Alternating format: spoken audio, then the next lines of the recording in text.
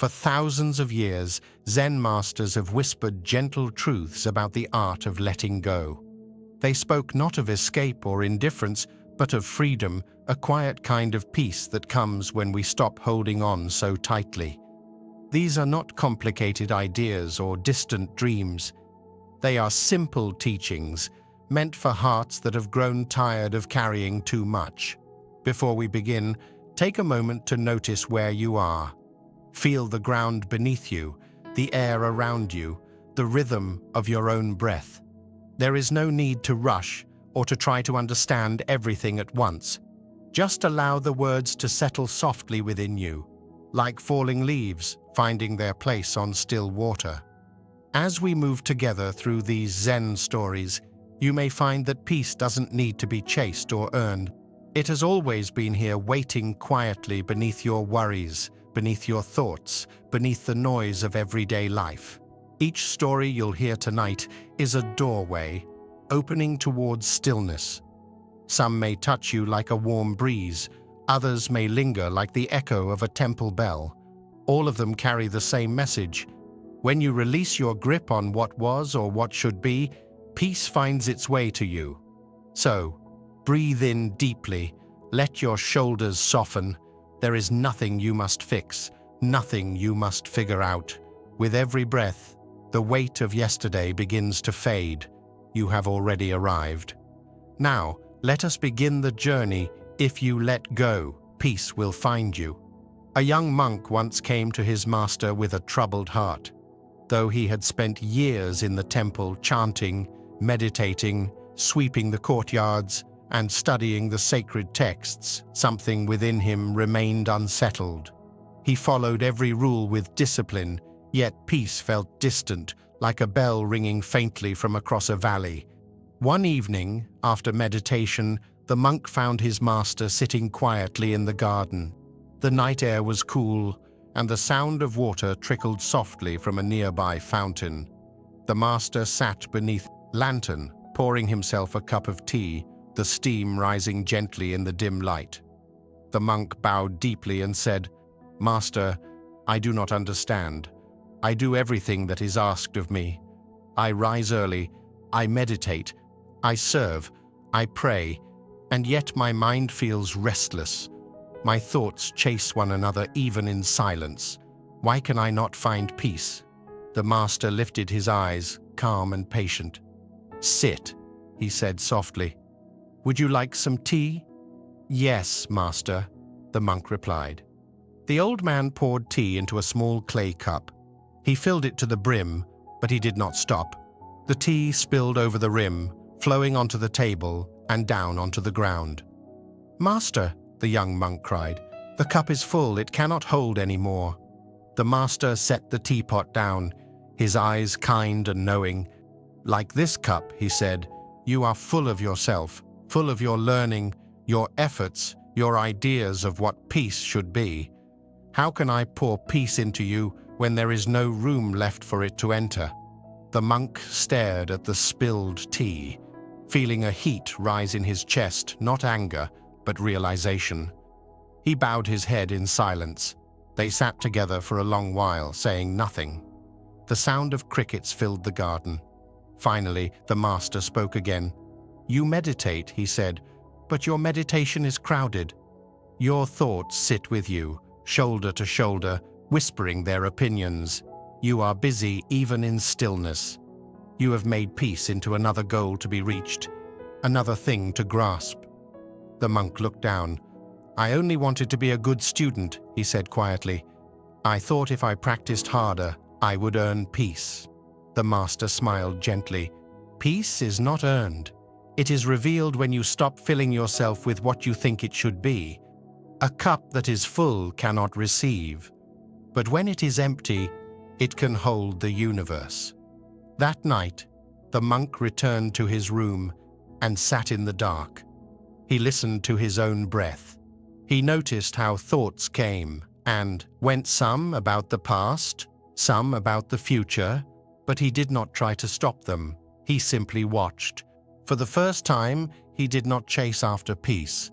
He allowed it to come and go as it pleased.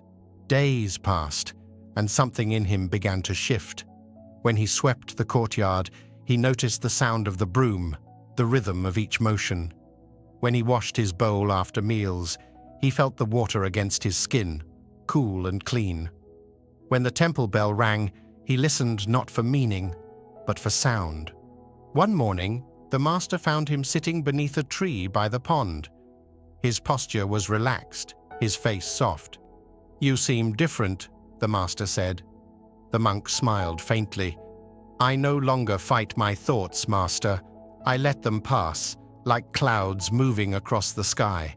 I have stopped trying to make peace happen." The master nodded. "Then you have begun to understand. When you stop grasping, life flows naturally. When you stop forcing stillness, the heart becomes still by itself. The mind is like water. When you stop stirring it, it clears." He reached for a cup nearby and poured water from a jug. "Do you see?" he said. "The cup does not beg to be filled. It simply waits, open and ready. It never complains when it is empty, never clings when it is full. You must learn to be like the cup." The monk bowed, understanding a little more.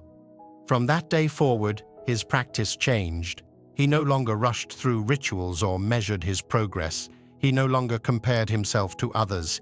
He allowed each moment to be enough. When he made mistakes, he bowed to them as teachers. When he succeeded, he let the joy pass through him like wind through bamboo. Weeks later, as the two of them walked through the temple garden, the master stopped near a tea plant heavy with leaves. He touched one gently and said, "Each leaf grows because it lets the sunlight in. If it tried to hold the light, it would wither. Letting go is the same. To receive life, you must stop holding it so tightly." That evening, the young monk joined the others in the tea house. The air smelled faintly of roasted leaves and wood smoke. He poured tea for the master and for himself. He stopped before the cup was full. The master smiled. "Ah," he said, "you've learned not to overflow." The monk bowed. "I learned that emptiness is not nothing, master. It is space for everything." The master laughed softly. "Yes, when the cup is empty, it waits without worry. When it is filled, it gives without effort. When it is filled, it accepts without complaint. That is the way of peace." Years passed, and the monk grew older. He too became a teacher. One day, a traveler came to his temple seeking guidance. "Master," the traveler said, "I have studied many books, prayed to many gods, and worked hard to find peace, but I cannot grasp it. My mind is always racing." The monk poured him tea. The traveler watched as the cup filled, then overflowed. "Stop!" the traveler shouted. "You're wasting the tea." The old monk smiled kindly. "And you," he said, "are wasting your heart. You try to hold too much. You have filled yourself with knowledge, worry, and desire. You must first empty your cup." The traveler frowned. "But how does one empty the heart?" The monk replied. "By noticing what fills it, by seeing each thought for what it is and letting it pass, by allowing life to flow through you without trying to control it. The heart empties when it stops clinging." That night, the traveler stayed at the temple. For the first time in years, he slept soundly. When he awoke before dawn, he heard the temple bell echo through the hills. It was the same sound it had always been, yet he felt it differently, as if it was ringing inside him, not around him. He thanked the monk before leaving. "Master," he said, "I think I understand. Peace was never gone. It was only hidden beneath all that I refused to let go." The monk smiled. "Yes, peace is what remains when the noise leaves." Long after the traveler was gone, the monk continued to pour tea each morning. Sometimes he drank it alone, sometimes with students. The ritual was always the same, simple, quiet, complete. Every drop a reminder. Nothing needs to be added, nothing needs to be taken away. The story of the overflowing cup became one of his favorite lessons. He would tell it to anyone who came burdened by worry or pride. Some laughed, Some cried, but all understood. He would say, "We spend our lives filling ourselves, our minds with thoughts, our hearts with longing, our days with endless doing. But fullness is not peace. A crowded heart cannot breathe. When you empty yourself, even for a moment, you return to what you truly are, open, spacious, alive." And when someone asked, "But what if emptiness feels lonely?" he would smile and answer, "That is because you have not yet looked deeply. True emptiness is not absence, it is presence. It is the sky that holds every cloud, the silence that holds every sound." As the years went on, he found that the lesson never grew old. Each day brought something new to release an expectation, a fear, a memory. Each time he let one go, he felt lighter. He understood now that peace was not an achievement, but a return to simplicity, to clarity, to openness. When the evening bells rang, he often walked alone to the garden where he had once sat with his master. The same stone table still stood there, weathered and moss-covered. He would pour himself a cup of tea, watch the steam rise, and smile. In that quiet moment, he knew that his master's teaching lived not in words, but in the space between them. Peace, he thought, is like the tea, it can only fill an empty cup. He lifted the cup to his lips, tasted the warmth, and whispered to the wind, "Thank you." The wind carried his words away, light as breath, and in that empty space, peace remained. A fisherman lived in a small village by a quiet river. Every morning, before the first light touched the horizon, he pushed his small wooden boat into the water. His life was simple, steady, and full of rhythm, the sound of water against the hull, the pull of the net, the weight of the catch, and the soft silence that came after. He had fished this river for many years, and it had become part of him. But there was one thing he treasured most, a net he had woven with his own hands long ago. He had made it from fine hemp, its knots tied carefully, each one representing patience and precision. It had served him faithfully through calm days and storms alike. To him, it was more than a tool. It was a companion. One morning, as the sun began to rise, the fisherman cast his beloved net into the river as he always did. But when he pulled it back, the current was stronger than usual. The river had swelled from heavy rains the night before, and as he struggled to lift it, the rope slipped through his wet fingers. He reached to catch it again, but the current tugged it away faster than he could react. Within moments, the net disappeared beneath the surface, swallowed by the restless water. He stood there, frozen, his breath caught in his chest. For a few seconds, he hoped it might reappear, perhaps snagged on a rock or floating nearby, but the river carried on as if nothing had happened. His heart sank. That net had been his security, his way of life, his pride.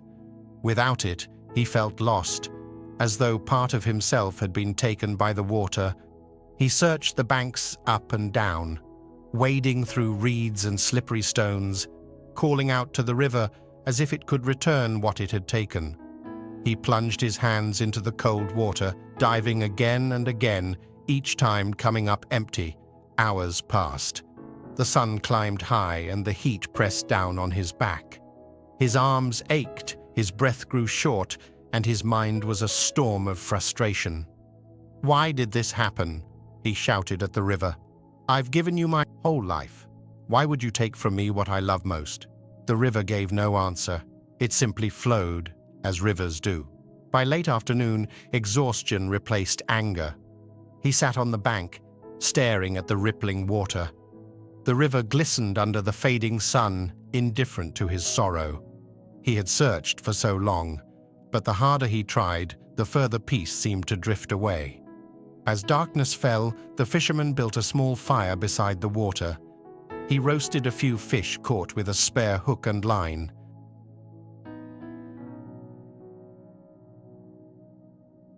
First made the net, the satisfaction of each good catch, the simple joy of casting it into the morning mist. All gone now, he thought bitterly.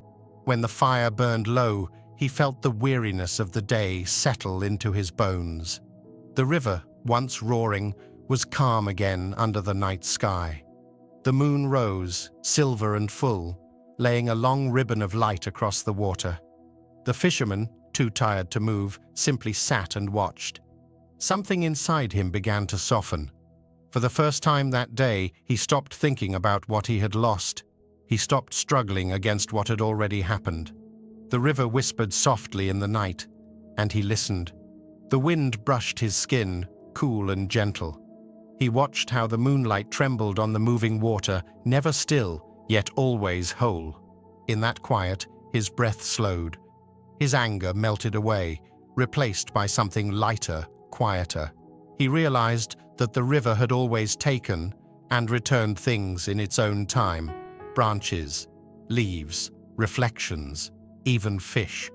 Perhaps it was not his to command. Perhaps his net was never truly lost, only moving where it needed to go. Time slipped by unnoticed. He sat like a stone at the edge of the current, awake but peaceful. The night deepened, and still he watched. Then, just before dawn, something caught his eye. Floating gently near the edge of the light was a familiar shape. He leaned closer, not daring to blink. There, tangled among the reeds, was his net. He blinked again to be sure.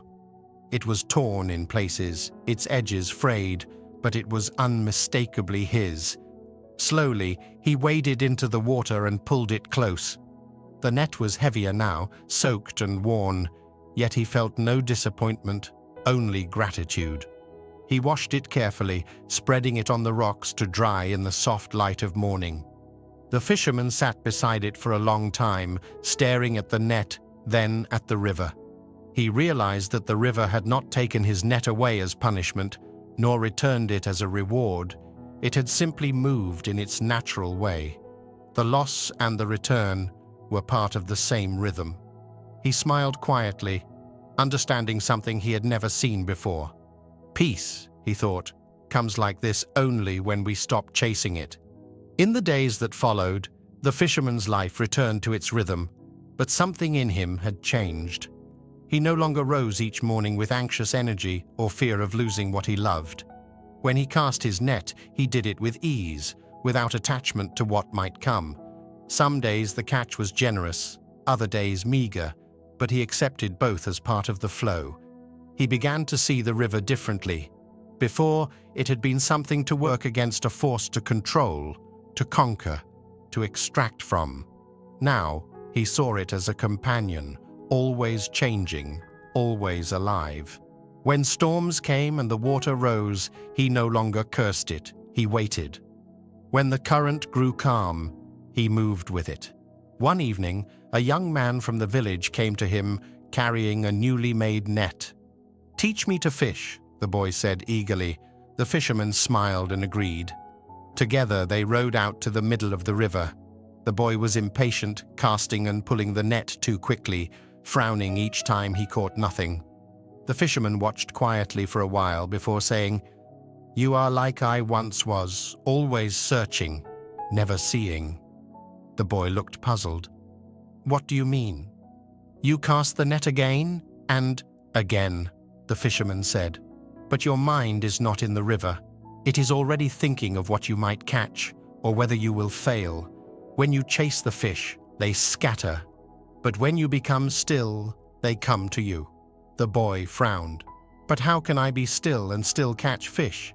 The fisherman laughed softly. "Stillness is not about doing nothing. It is about not fighting what is. When you drop your net with a calm heart, the river helps you. When you throw it in anger, the river resists you." The boy listened, though he did not yet understand. As the sun set, they sat in silence, watching the light fade from gold to grey. The river shimmered under the first stars, and the fisherman thought of that night when he had lost his net. He felt a deep peace, knowing that even loss had its purpose. When they returned to the shore, the boy asked, "Do you ever worry that you'll lose your net again?" The fisherman shook his head. "If it goes, it goes. The river gives, and the river takes. I no longer hold it too tightly. It is enough to cast it with gratitude and to trust what comes back."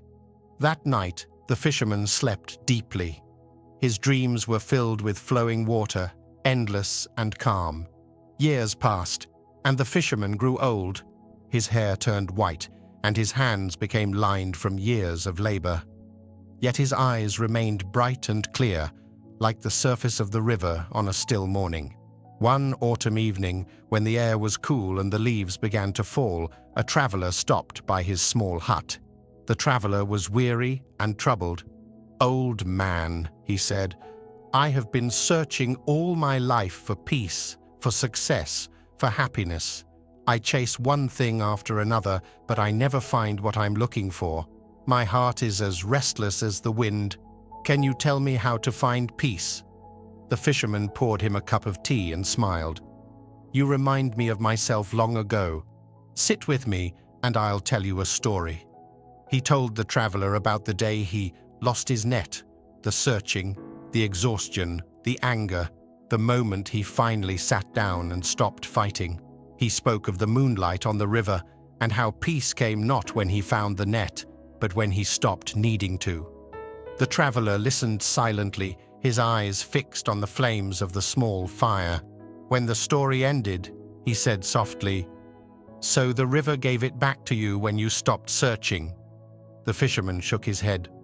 "No, the river did nothing different. I changed. When I stopped chasing, I could finally see what was already returning to me. Sometimes peace is there all along, but our chasing stirs the water so much that we cannot see it." The traveler frowned. "But how do I stop chasing?" The fisherman looked at him kindly. "You stop when you realize there is nowhere to go. When you see that what you seek is already within you, you rest. The river never hurries, yet it reaches the sea." The traveler was quiet for a long time. Then he smiled faintly. "I think I understand," he said. The old fisherman nodded. "Understanding is not the goal. Living is. Sit by the river, watch, listen. When you stop forcing life to give you answers, the answers arrive on their own." That night, the traveler stayed by the riverbank. The moon rose, silver and full, just as it had on that long-ago night. He sat watching the water until his mind grew still. In the silence, he felt something loosen in his chest, a weight he hadn't realized he was carrying. He smiled, not because he had found what he was looking for, but because he no longer needed to look. The next morning, when he went to thank the fisherman, the old man was gone.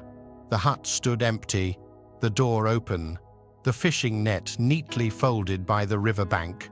The traveler picked it up and felt the coarse threads between his fingers. It smelled faintly of water and wind.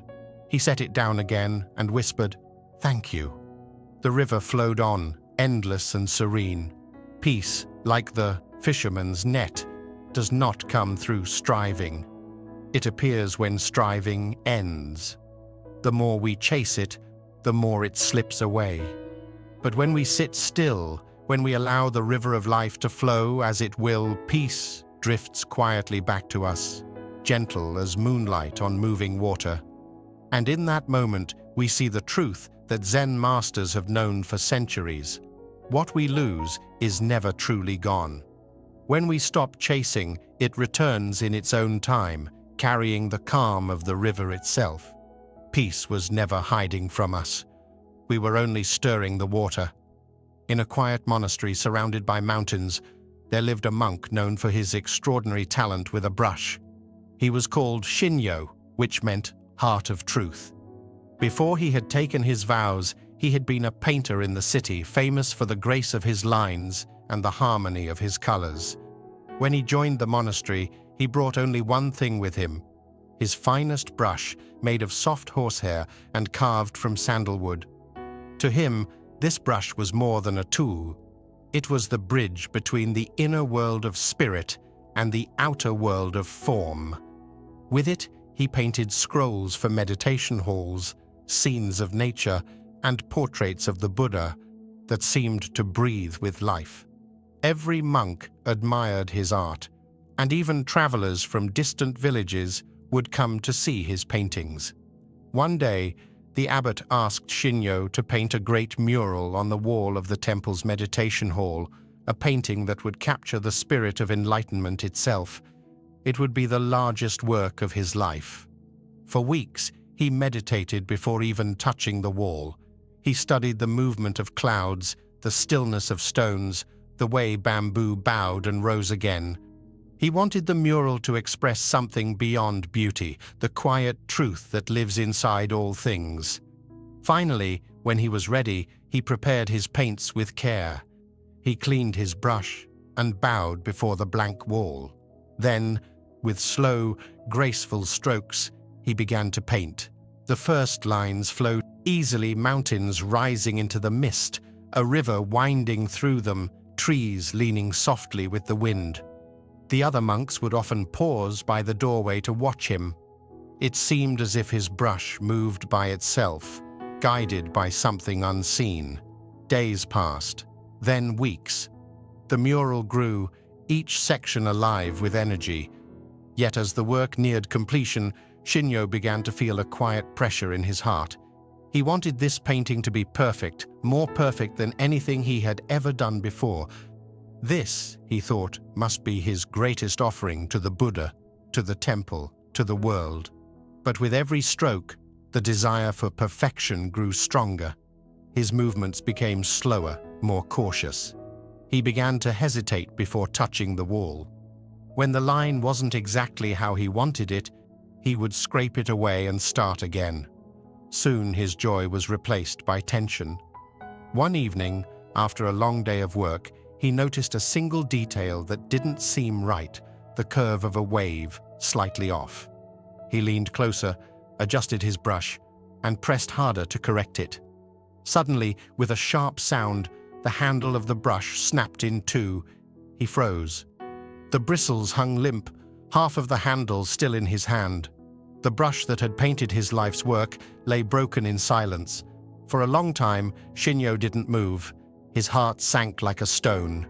He had cared for this brush for years, never letting another hand touch it.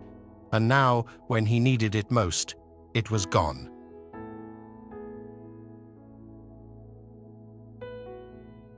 And final. He sat down on the floor, his hands trembling. The mural stood unfinished before him, half a mountain still blank, the final lines incomplete. As the evening bell rang, he felt tears rising in his eyes. All his years of skill, all his devotion, all his planning wasted. That night, Shinyo sat in his room, staring at the broken brush. The moonlight filtered through the paper screens, soft and pale. He thought of starting over, of finding another brush, but none could replace this one. None could feel the same. He whispered to the empty room, "I have failed." But in the silence that followed, a small voice inside him asked, "Failed who?" The question startled him. He realized that no one had demanded perfection from him but himself. The abbot had never asked for flawless art. The Buddha he painted had never spoken of perfection. Only his own mind, filled with pride and fear, had turned his work into a battle. He thought of the countless hours he had spent trying to control each line, each color, and how, in that control, he had lost the freedom he once felt when painting. The joy had gone, replaced by striving. He looked again at the broken brush. It lay there quietly, as if waiting for him to understand something deeper. In the morning, he went to the river behind the temple.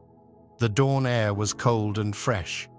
He sat by the bank, watching the current carry leaves downstream.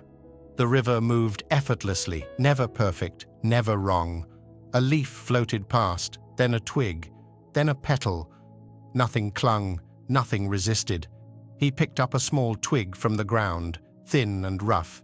Turning it in his hand, he noticed how uneven it was, how far it was from the smooth balance of his old brush. Yet it felt alive. He returned to the meditation hall. The half-finished mural waited, silent. He dipped the twig into the ink and touched it to the wall. The line it made was jagged, unpredictable. It bled unevenly into the plaster. At first, he frowned. Then he breathed and continued. The twig moved freely, not as precise as his brush, but natural, wild, imperfect, human. The river became more alive, the mountains more real. The forms no longer looked controlled. They breathed, they moved, they spoke. Hours passed. When he finally stepped back, the mural was complete. It wasn't what he had imagined, it was something else entirely. The lines were rough in places, the shading uneven. But it felt alive, as if the wall itself were breathing. When the abbot came to see it, he stood quietly for a long time. Then he said, "It feels as if the wind itself painted this." Shinyo bowed low. "I broke my brush," he said. "I had to finish it with a twig." The abbot smiled. Then the twig knew what the brush did not.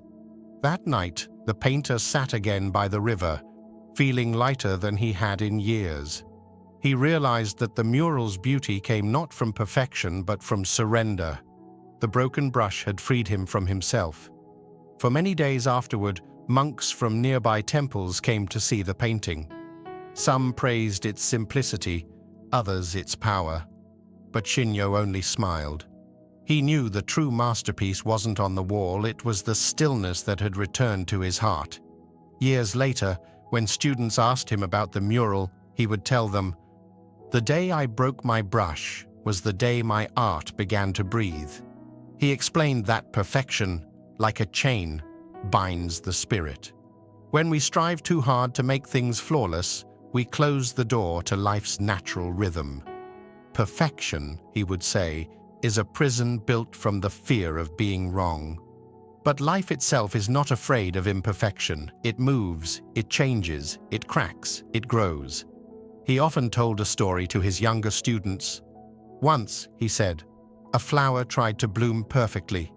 It waited for the right sunlight, the right wind, the right rain. It waited so long that the season passed, and it never bloomed at all. Meanwhile, the other flowers opened imperfectly, petals bent, colors uneven, yet they filled the garden with beauty. The flower that waited remained pure, but it was never alive. As the years went by, Shinyo painted less.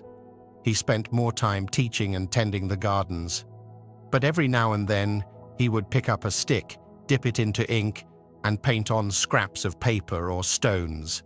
The lines were always uneven, but each one was alive. One day, a traveler visited the temple. He had heard of Shinyo's mural and wanted to see it. When he entered the meditation hall, he stood in awe before the vast painting. "Master," he said, "I have studied art all my life, yet I have never seen such freedom in a painting. Tell me, how did you learn to paint like this?" Shinyo smiled gently. "I stopped trying to paint perfectly," he said. "When I broke my brush, I also broke my idea of what beauty should be. The wall finished itself once I stepped out of the way." The traveler looked puzzled. "But surely discipline is important?" "Yes," Shinyo said. "Discipline prepares the hand, but freedom opens the heart. Without both, art is either chaos or control. Real beauty lives in between." That night, after the traveler left, Shinyo sat beneath a lantern and thought of his old brush. He had kept its broken pieces all these years, wrapped in a small cloth. He unwrapped them now and looked at them for a long time. Then he smiled and placed them in the fire. The flames rose, soft and golden, curling around the sandalwood. A faint scent filled the room, sweet, familiar. He watched until the last ember faded into ash. There was no sadness in him, only peace. He knew that the brush had served its purpose. It had led him to the edge of his own need for control and then let him fall into freedom. In the following spring, moss began to grow at the base of the mural. The colors softened with time, and cracks appeared on the wall. Yet even as it aged, it became more beautiful. Visitors said the cracks looked like veins in a living thing, as though the mural was breathing with the temple itself. When a young monk worried aloud about the fading paint, Shinyo said, "Let it fade. Beauty is not meant to last forever. The moment it fades, it teaches us what never fades." He lived many more years, quietly and content. When he grew too old to paint, he would still sit by the river, watching how water shaped the stones over time. He saw how the edges that once seemed broken became smooth and shining. In his final days, as he lay resting, one of his students asked, "Master, what is the most important lesson you have learned?" He smiled weakly and said, "When the brush broke, I wept. I thought beauty had left me, but beauty does not belong to the brush or to the hand. It lives in the act of letting go. The more we let go, the more life paints through us." He closed his eyes and whispered, "Perfection is stillness without life. Imperfection is life still moving." The next morning, the monks found him sitting upright, as if in meditation. A faint smile lingered on his face. The mural glowed softly in the morning light, its colors faded but alive. They kept it just as it was, never restored, never repainted. Travelers still came to see it for generations after, and each one said the same thing. It felt alive, as if it was still being painted. And so the broken brush continued its work long after Shinyo was gone, teaching all who stood before that wall that beauty is not born from perfection, but from surrender. When we stop forcing the world to meet our image of it, when we stop demanding that life unfold flawlessly, we discover a deeper kind of harmony, one that breathes, one that forgives, one that lives. The mural remains there still, whispering the lesson the old monk learned that day. The moment we let go of perfection, beauty begins to breathe. A young disciple once lived in a small Zen temple at the edge of a forest. His name was Riku. He had come to the temple when he was only 16, leaving behind a noisy world that had disappointed him. He wanted peace, wisdom, and the kind of happiness that did not vanish with time. Every morning, before the bell called the monks to meditation, Riku would walk along the forest path. He loved the quiet of dawn, the mist rising from the trees, the dew on the grass, and most of all, the birds. Their songs echoed through the valley, soft at first, and then rising into a bright chorus that seemed to awaken the world itself. To Riku, their voices were pure joy. One morning, as he listened to a small yellow bird perched on a branch, an idea took hold in his mind. If I could keep one of these birds near me, he thought, I could hear this song every day.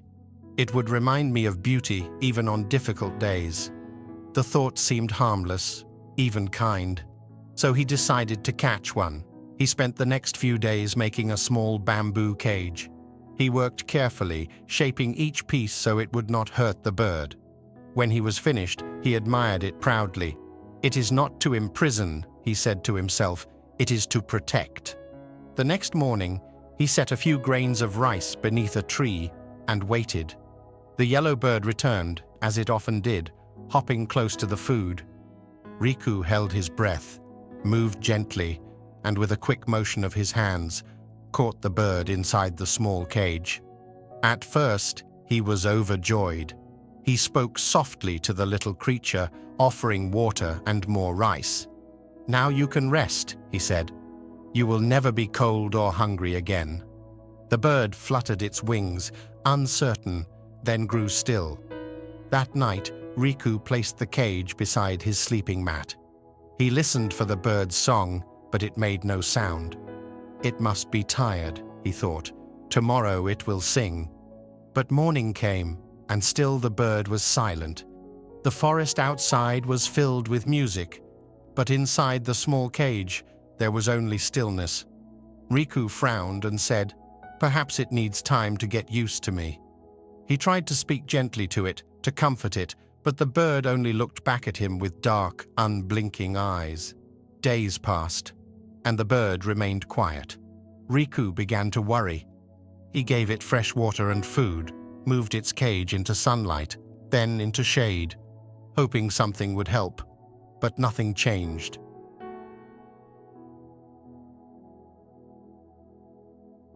Riku's joy turned into confusion, then into sadness. Why won't it sing? He asked himself. I care for it. I keep it safe. I give it everything it needs. One evening, the master of the temple noticed the young disciple sitting outside, staring at the cage beside him. The master was old, his face lined like the bark of an ancient tree, but his eyes were warm and sharp. What troubles you, Riku? He asked. Riku bowed. Master, I caught this bird because I loved its song. I built it a home, fed it, kept it warm, but since I caught it, it has not sung a single note. I do not understand. Shouldn't kindness make it happy? The master looked at the small bird in the cage. It sat motionless, silent. Then he said, When you hear the bird sing, what do you think it is singing for? Riku thought for a moment. Perhaps for joy, or for the morning light. The master nodded. Yes, but mostly it sings because it is free. It sings because it is alive, not because someone listens. You did not want to hear the bird, you wanted to own its song. But no one can own a song, Riku. The moment you tried to keep it, the song died. Riku lowered his head. I only wanted to keep the beauty close. The master smiled gently. The mistake of youth, he said, is believing that beauty must belong to us to be real. But beauty lives only in its freedom. The flower blooms, the wind moves, the bird sings not to please us, but because that is their nature. To hold them too tightly is to silence them. That night, Riku could not sleep. He sat watching the cage by candlelight. The bird looked smaller now, as if the walls around it had stolen its strength. He felt a weight in his chest, the weight of regret. Before dawn, he opened the cage. The bird hesitated at first, unsure.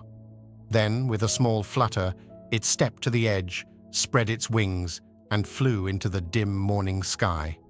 For a moment, it was only a shadow against the grey light then. Faintly, he heard it sing. It was a short song, but it was clear, wild, and alive. Riku closed his eyes. The sound filled him in a way silence never could. When the master found him later that morning, Riku was still sitting by the open cage. You look lighter today, the master said. Riku nodded. The bird sang again. Of course, said the master. True joy sings only in freedom. He gestured toward the trees. Do you hear? The forest sings without walls. It needs no cage. Peace is like that too. It comes only when the mind is open. Riku bowed deeply. He understood that moment more clearly than any lesson he had studied. The cage had not only trapped the bird, it had trapped his heart as well. In the days that followed, Riku continued his walks through the forest. The birds still sang, and though none of them were his, their songs filled him with the same joy. But now, instead of longing to possess them, he simply listened. Each note reminded him of something the master once said, "What you hold too tightly will slip away. What you honor in freedom will stay with you forever." Years passed, and Riku grew into a wise teacher himself. Many students came to him with questions about love, attachment, and loss. He would tell them the story of the bird in the cage. One day, a student asked, "Master Riku, how do we love without trying to keep what we love close?" He smiled. "Love that clings is born from fear," he said. "Fear that we might lose what we think we need. But when love is free, it has no fear. It does not grasp, it does not demand. It simply allows the other to be what they are." The student frowned. "But isn't it natural to want those we love to stay with us?" "Yes," Riku replied. "But it is also natural for rivers to flow, for clouds to drift, for birds to fly. The world moves, and so must love. When we try to stop it from moving, we suffer. Letting go does not mean not caring. It means caring so deeply that we allow life to move in its own way." The student was quiet for a moment. "And if they never come back?" Riku smiled. "Then their song becomes part of the wind. You may not see them again, but their spirit remains with you, everywhere you go. That evening, as the sun set, Riku walked once more along the forest path. The air was filled with the sound of birds. He felt the same joy he had felt long ago, but now it was mixed with understanding. He no longer saw beauty as something fragile to be held, but as something eternal, present in every moment we release control. He thought of the bird that had once sat silent in the cage, and how it had sung again only when freed. He realized that people, too, are often like that bird. When confined by their fears, expectations, or the judgments of others, their true voice grows quiet. Only when they are accepted as they are, when they are trusted to be free, does their song return. Later that night, as the monks gathered for meditation, Riku told them, "Many people build cages they cannot see. Some cage others with their love, some cage themselves with their fears. But freedom is not found in control. It is found in trust. When you trust life, you no longer need to catch its beauty, it flows to you naturally." He paused and looked around at the young monks sitting before him. "Remember," he said softly, "peace does not live in holding tight. It lives in the open palm." As he spoke, a small bird flew through the open window of the hall. It circled once, then landed briefly on the edge of a candle stand. For a heartbeat, the monks sat still, afraid to move. Then the bird lifted its wings and flew back into the night. Riku smiled.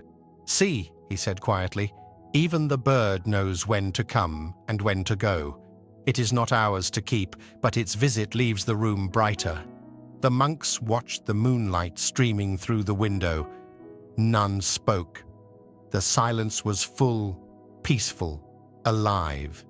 Years later, after Riku had grown old, travelers who visited his temple would often notice a small, empty cage hanging by the window. It was polished and well kept, but there was no bird inside. When asked about it, Riku would simply smile and say, "It reminds me that love is not about possession." The cage stays empty so the sky can stay full. When he passed away, the monks decided to leave the cage where it was. Over time, ivy began to grow around it, and wild birds often perched upon it, singing freely before flying off again. Visitors would sometimes pause before the window and listen. If the wind was right, they could hear the faint rustle of wings and the echo of a distant song. And those who listened carefully understood what Riku had learned long ago, that joy cannot live behind bars, and beauty cannot belong to us. The song we try to hold will fade, but the song we let fly will fill the world forever. True joy, as the Master once said, sings only in freedom.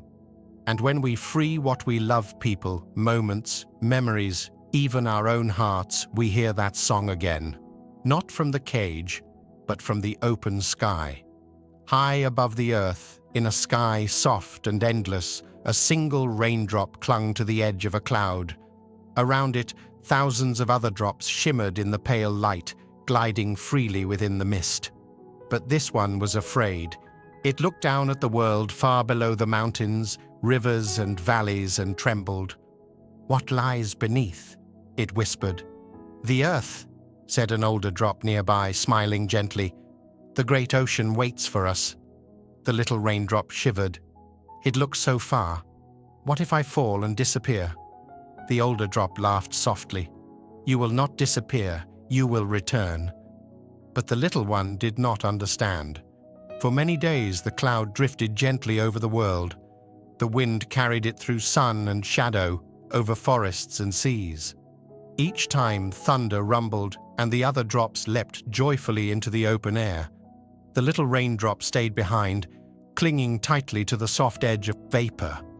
"I will stay here where it is safe," it said to itself. "If I fall, I will lose everything I am." Yet as time passed, the cloud grew heavy. The weight of countless drops waiting to be born pressed down, Lightning flashed, thunder rolled. The little drop felt the pull stronger than ever before. The sky began to open. "I can't," it cried. "I'm not ready." But the cloud only smiled in silence, as if it knew something the little raindrop did not. The wind grew wild. The raindrop trembled, holding on with all its might. It thought of the long journey it had taken to form, from vapor rising in the warmth of the sun, gathering with others to make this cloud. It thought of how comfortable it felt here, surrounded by soft mist, untouched by the ground below. Yet deep inside, it also felt something else, a quiet ache, a longing for something it couldn't name. Then, with a sudden gust, its grip loosened. The little raindrop fell. For a heartbeat, fear filled it completely. The world rushed upward. The air howled around it, and everything it had known, the comfort of the cloud, the nearness of its companions, vanished. "This is the end," it thought. But as it fell, something changed. The drop began to feel the wind, not as an enemy, but as a friend. It lifted and cradled the drop, carrying it with grace. The fear that had filled it slowly gave way to wonder. The sky was no longer something to be clung to, but something to move through. And then, in one quiet moment, the raindrop touched the surface of the ocean. There was no crash, no sound of breaking, only joining. The raindrop disappeared, and yet it did not.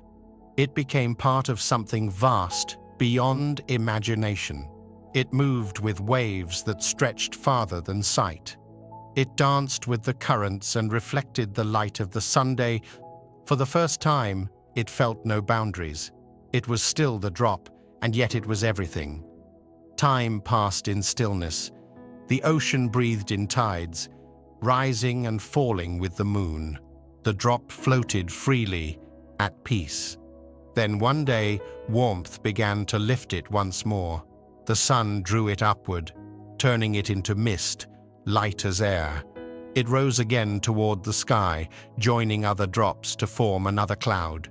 And when it reached the heights once more, it remembered the fear it had once felt. It smiled softly. It had never fallen, it had only changed form. One afternoon, as the new cloud drifted above the mountains, the same raindrop, now part of mist, watched another drop forming nearby. The new drop was young and trembling. "I don't want to fall," it whispered. "What if I'm lost forever?" The old drop, remembering, replied, "You won't be lost. You will return home." But still, the little one clung to the edge. So the old drop said,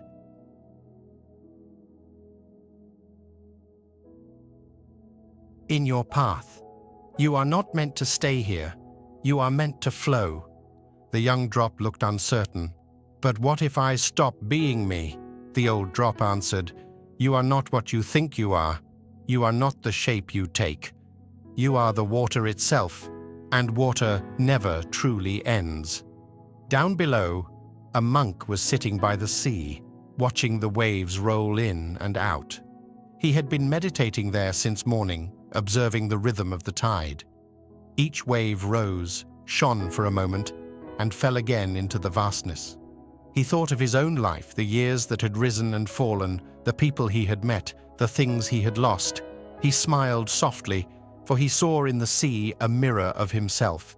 When his young student approached him, the monk said, "Sit and look at the waves." The student obeyed. "Master," he said, "why do we meditate by the sea?" The monk gestured toward the horizon.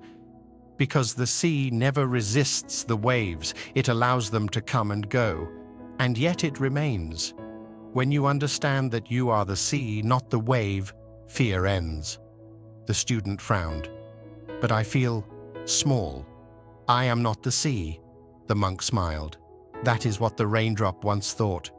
He told the student the story of the drop who feared falling from the cloud, how it clung and trembled, how it finally fell, and how it discovered that what it had feared most was the very thing that returned it to its true home. The student listened quietly, then asked, "So the fall was not the end?" "No," said the monk. "It was the beginning of understanding." The student gazed out at the waves. "Master, are we also raindrops?" The monk nodded. "Each of us begins high in the sky of our own ideas. We cling to our clouds, to our names, our bodies, our possessions, our stories. We fear losing them. But when life pulls us down, when we can no longer hold on, we discover something greater waiting to receive us." The boy thought for a long moment. "And when we let go, then we do not fall," said the master. "We merge with something vast." That evening the sun melted into the sea, and the sky turned the color of golden wine. The monk and his student watched quietly, the sound of waves filling the silence between them. The student finally said, "I think I understand, Master. To cling is to be small. To let go is to become whole." The monk smiled. "Yes, when you let go, you join the rhythm of life itself. You become part of everything." Many years passed. The student grew into a wise teacher, known for his calm presence and gentle smile. People often came to him in times of fear of change, of loss, of death. One day, an old woman came to him, her face weary from years of sorrow. "Master," she said, "I am afraid. My husband is gone, my children have moved away, and I feel like a leaf torn from its tree. I have nothing left to hold on to." The master listened carefully. Then he said, "Do you remember the story of the raindrop?" The woman nodded faintly. "Yes." "It fell and became part of the ocean." He smiled. "You are like that raindrop now. You think you have fallen, but you are returning. Everything you have loved still lives within you, just as the river lives in the sea. Nothing truly ends, it only changes form." Tears filled her eyes. "But it hurts to let go." "Yes," the master said softly, "because you still believe you are the drop. Once you know you are the ocean, there is no more fear." She closed her eyes and breathed deeply. For a long time they sat together in silence, listening to the distant waves. When she finally opened her eyes, her face had softened. "Thank you," she whispered. "I think I can let go now." The master nodded. "When you let go, you will not fall. You will float." As she walked away, the wind lifted her hair, and for a moment she felt as light as mist. Later that evening, the master walked alone by the sea. The tide was low, revealing the wet sand beneath his feet. He thought of all the people who had come to him, each one clinging to something, a memory, a dream, a fear. He saw that their suffering was not born from what they had lost, but from their refusal to let go. He looked up at the sky. Clouds were forming again. Somewhere inside them, new drops were gathering, preparing for their own journeys. He whispered to the wind, "We spend our lives fearing the fall, when the fall itself is the way home." That night, as he slept, he dreamed of being a raindrop. He felt the soft embrace of the cloud, the weight of waiting, the moment of release. He fell through the open sky, not with fear, but with peace. He became the ocean again, endless and free. When he woke, dawn had come. The air was cool, and a thin mist rose from the ground, curling gently toward the sky. He smiled, watching the vapor ascend, knowing that each particle would one day fall again, that everything returns in time. Years later, when the Master's own time came to leave the world, he told his disciples, "Do not grieve when I go. Clouds do not die when it rains. They only change their form. I will return as wind, as rain, as sunlight on your path. You will find me wherever you let go." His last words were soft. "Remember, you are not the drop, you are the water." And when he passed, the monks carried his body to the sea. They set a lantern upon the water and watched it drift until it vanished into the horizon. The tide moved gently, carrying it away, carrying everything away, just as it always had. The waves whispered their eternal lesson, that what we call loss is only transformation. The river becomes the ocean, the drop becomes the rain, the self becomes the whole. Far above, new clouds gathered, and inside them, tiny drops began to form once more. One of them trembled, unsure of the journey ahead. But somewhere deep within it was a quiet memory, a feeling of peace, of belonging, of having already touched something vast. And so it waited, not with fear, but with readiness. When the time came and the wind opened the sky, the little raindrop let go. It did not fall, it returned. And in that return was everything, the sky, the sea, and the eternal calm that lies beyond both. Because when we let go, we do not lose ourselves. We find that we were never separate at all. We were always part of the ocean. In a quiet temple nestled among cedar trees, far from the noise of villages and trade routes, there lived an abbot named Master Ryosen. He was known not for his strictness, but for his kindness. His wisdom was simple, quiet, and direct, like water finding its own path around stones. Under his care lived many monks, young and old, diligent and distracted, calm and restless. Among them was a novice named Jiro, a gentle-hearted but clumsy young man. He had come to the temple seeking peace, yet often found himself in trouble for small accidents.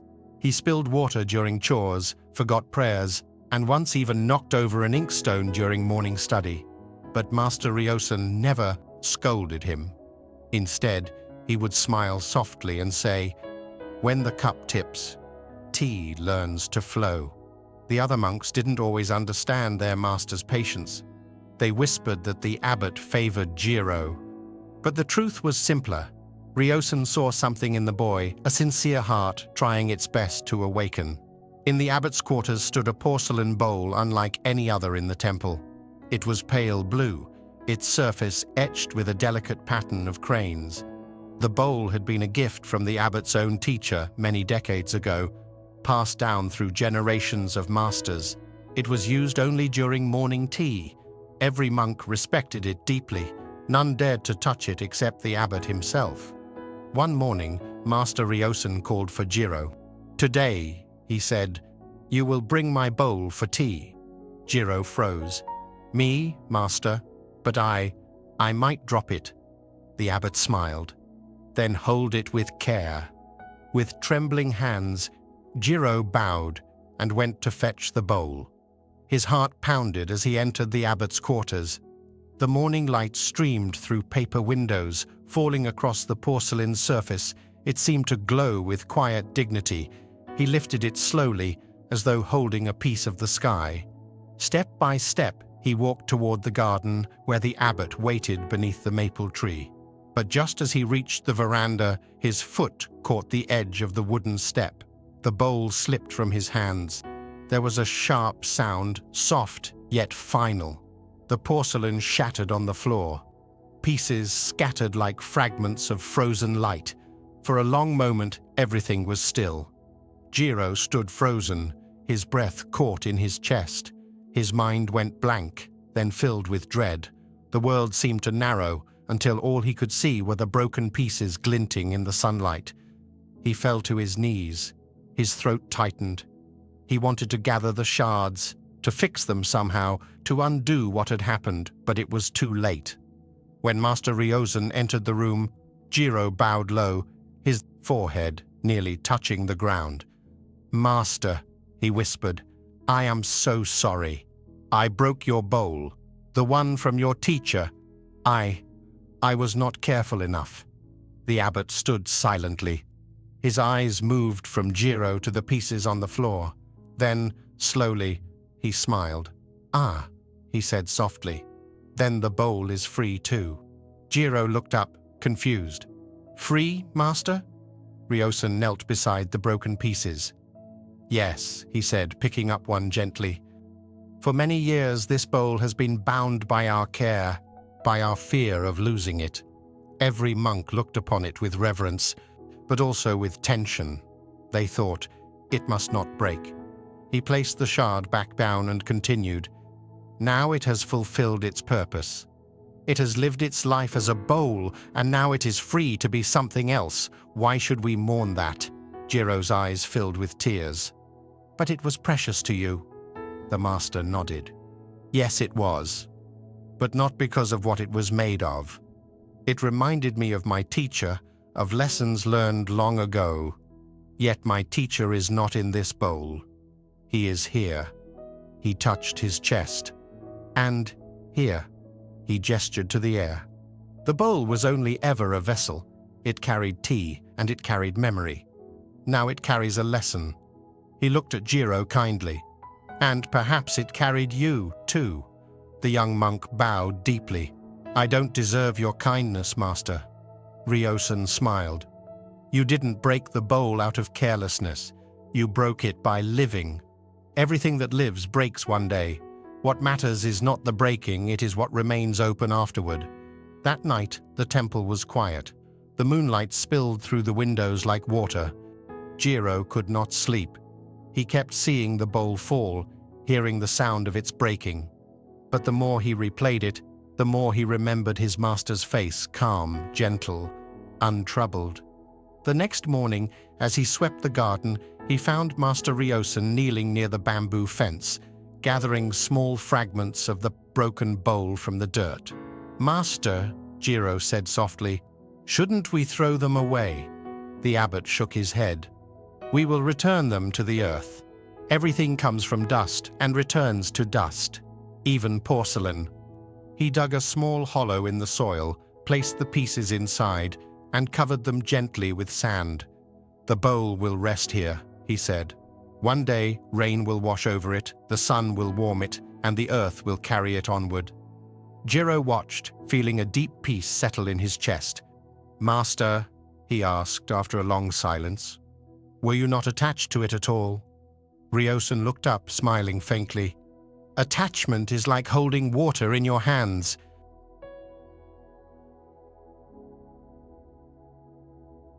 Rests there quietly. He paused, brushing the soil from his fingers. When we are attached to things, they own us. We fear their loss so much that we stop living. But when we release that fear, everything becomes a gift. Each moment, each breath, even the sound of something breaking. Jiro nodded slowly. For the first time, he understood what his master had been teaching all along. Days turned into weeks. The monks continued their routines. Meditation at dawn, chores at noon, chanting at dusk. But Jiro's heart had changed. He began to notice how fragile everything was. The blossoms falling from trees, the ripples vanishing in the pond, the cracks forming in old stone steps. Yet instead of sadness, he felt tenderness.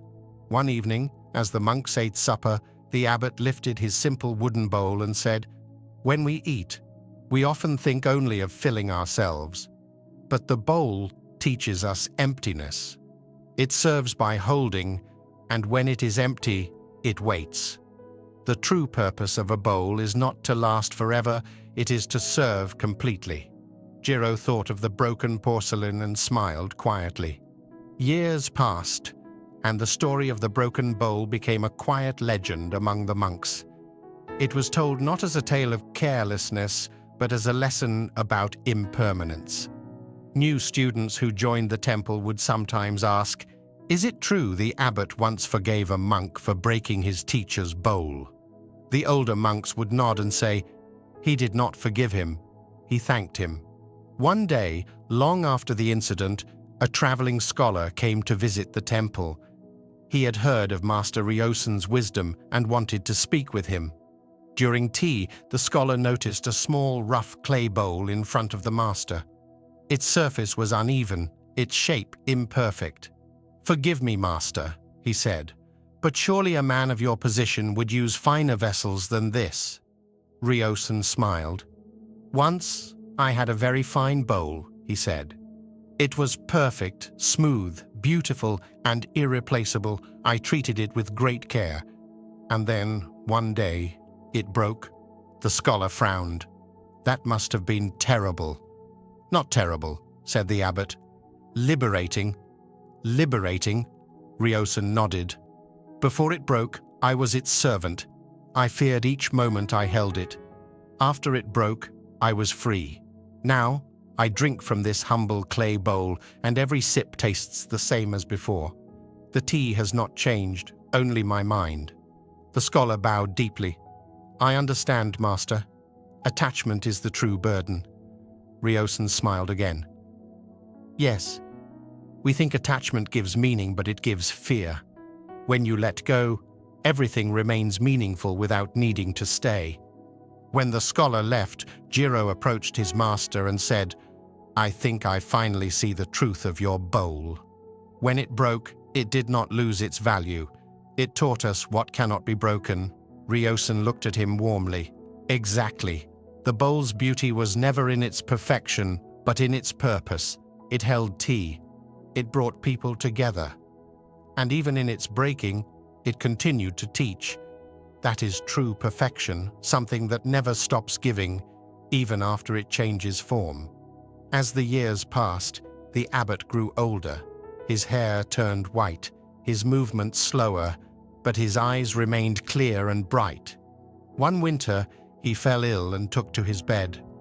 The monks cared for him with quiet devotion. One morning, as the snow fell softly outside, Jiro, now the senior monk, sat beside his teacher's bed.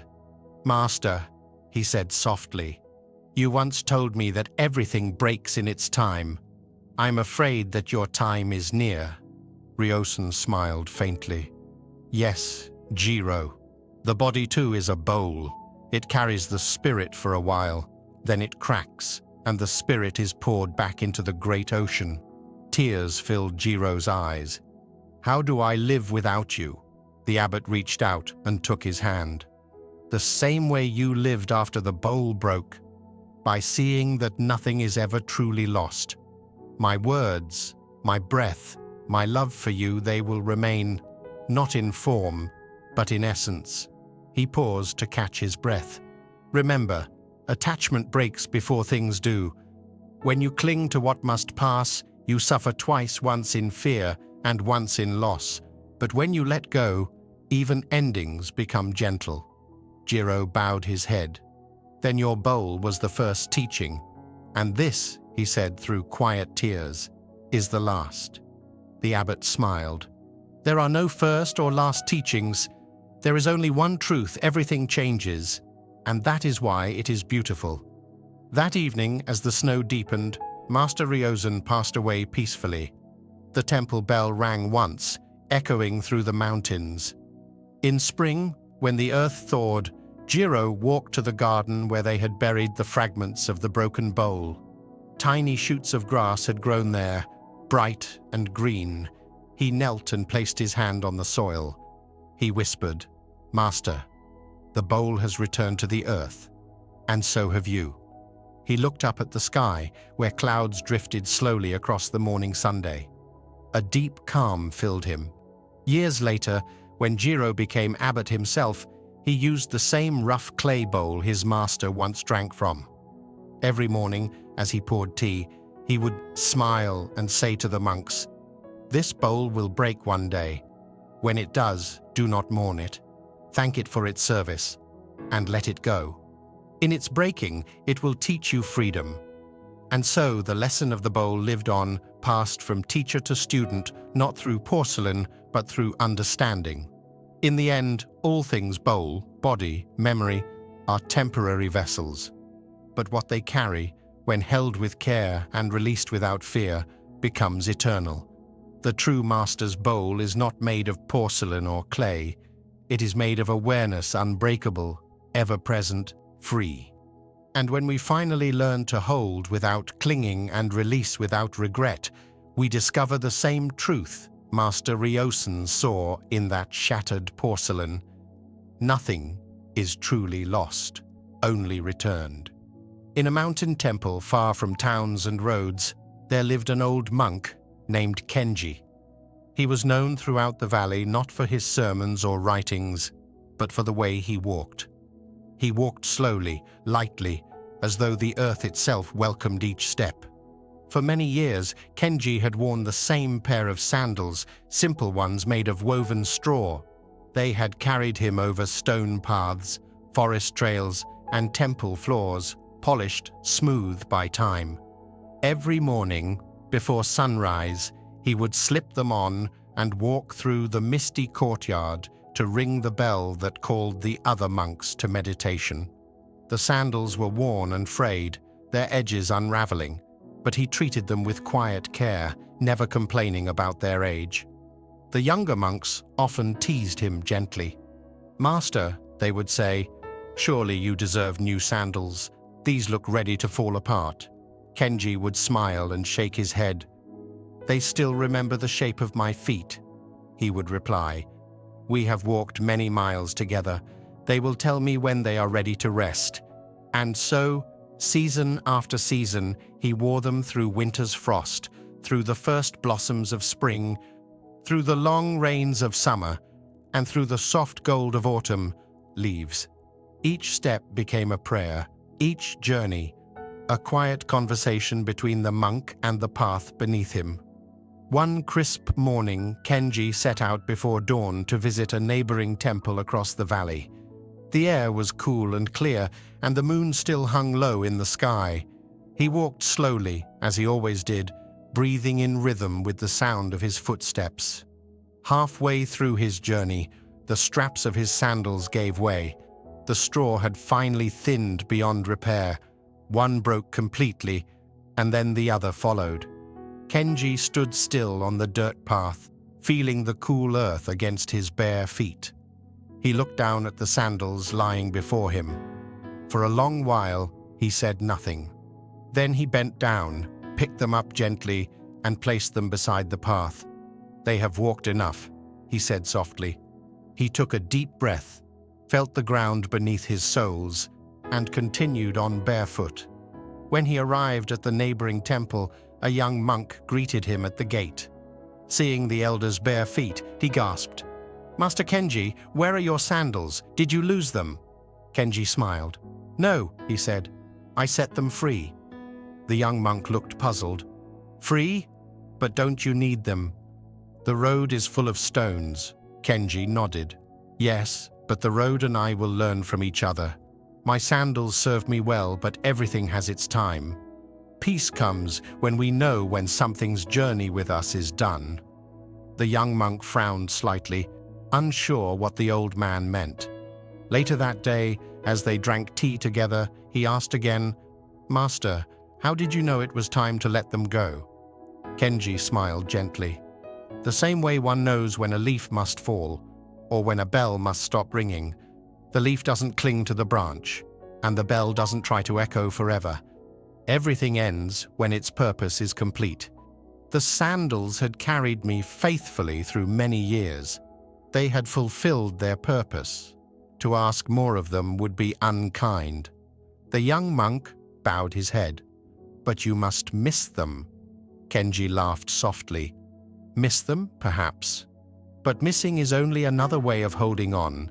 When something leaves you, it leaves a space. Most people rush to fill that space with sorrow, but if you leave it open, peace enters." The young monk sat quietly, letting the words sink in. That evening, when Kenji returned to his temple, the other monks noticed his bare feet. "Master," one exclaimed, "your sandals, what happened?" Kenji looked down at his feet, now dusty and scratched from the long walk. "They have gone on," he said simply. "They walked their last step." Another monk frowned. "We could have mended them for you." Kenji shook his head. "To mend what has completed its purpose is to resist its rest. Not all things need repair. Some simply need release." That night, the monks gathered in the meditation hall, but many found their minds drifting to the old sandals lying somewhere on the road. Only Kenji sat still, his posture as calm as a lake at dawn. After the meditation, one monk approached him. "Master, I cannot stop thinking about your sandals. You walked barefoot all the way home. Doesn't it hurt?" Kenji smiled. "Of course it hurts, but pain is not always an enemy. The earth beneath our feet has its own lessons. The sandals taught me comfort. The ground teaches me resilience. Both are teachers, each in their time." The monk bowed deeply. "Then when something is gone, should we never try to replace it?" Kenji thought for a moment. Replace? Yes, perhaps one day, but not to fill a void. When something truly ends, don't rush to cover the silence it leaves. Wait, listen. Often the silence itself becomes the next teaching. The next morning, the old monk began his daily chores barefoot. He swept the courtyard, tended the garden, and carried water from the well. The stones were cold beneath his feet, but he moved gently, without complaint. The younger monks watched him in quiet awe. After a few days, one of them brought a new pair of sandals he had made from fresh straw. "Master," he said, bowing, "these are for you." Kenji accepted them with gratitude, holding them in his hands. "You made them well," he said, "but I will not wear them yet." "Why not?" the young monk asked. Kenji looked toward the path outside the temple gate. "Because my feet are still learning to walk without them. Before I wear new shoes, I must remember what it means to walk free."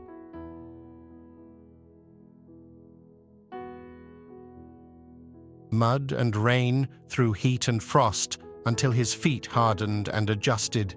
Each step became an act of gratitude.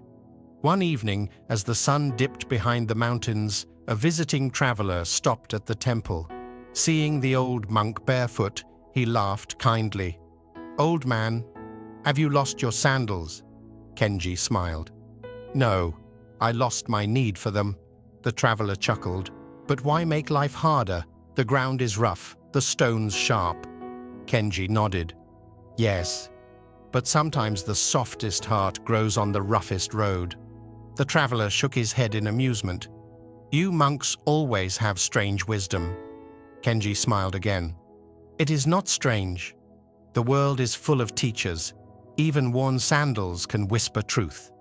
That night, as the traveler slept in the guest quarters, he dreamt of walking barefoot along a wide path. When he woke, he could still feel the cool earth beneath his feet.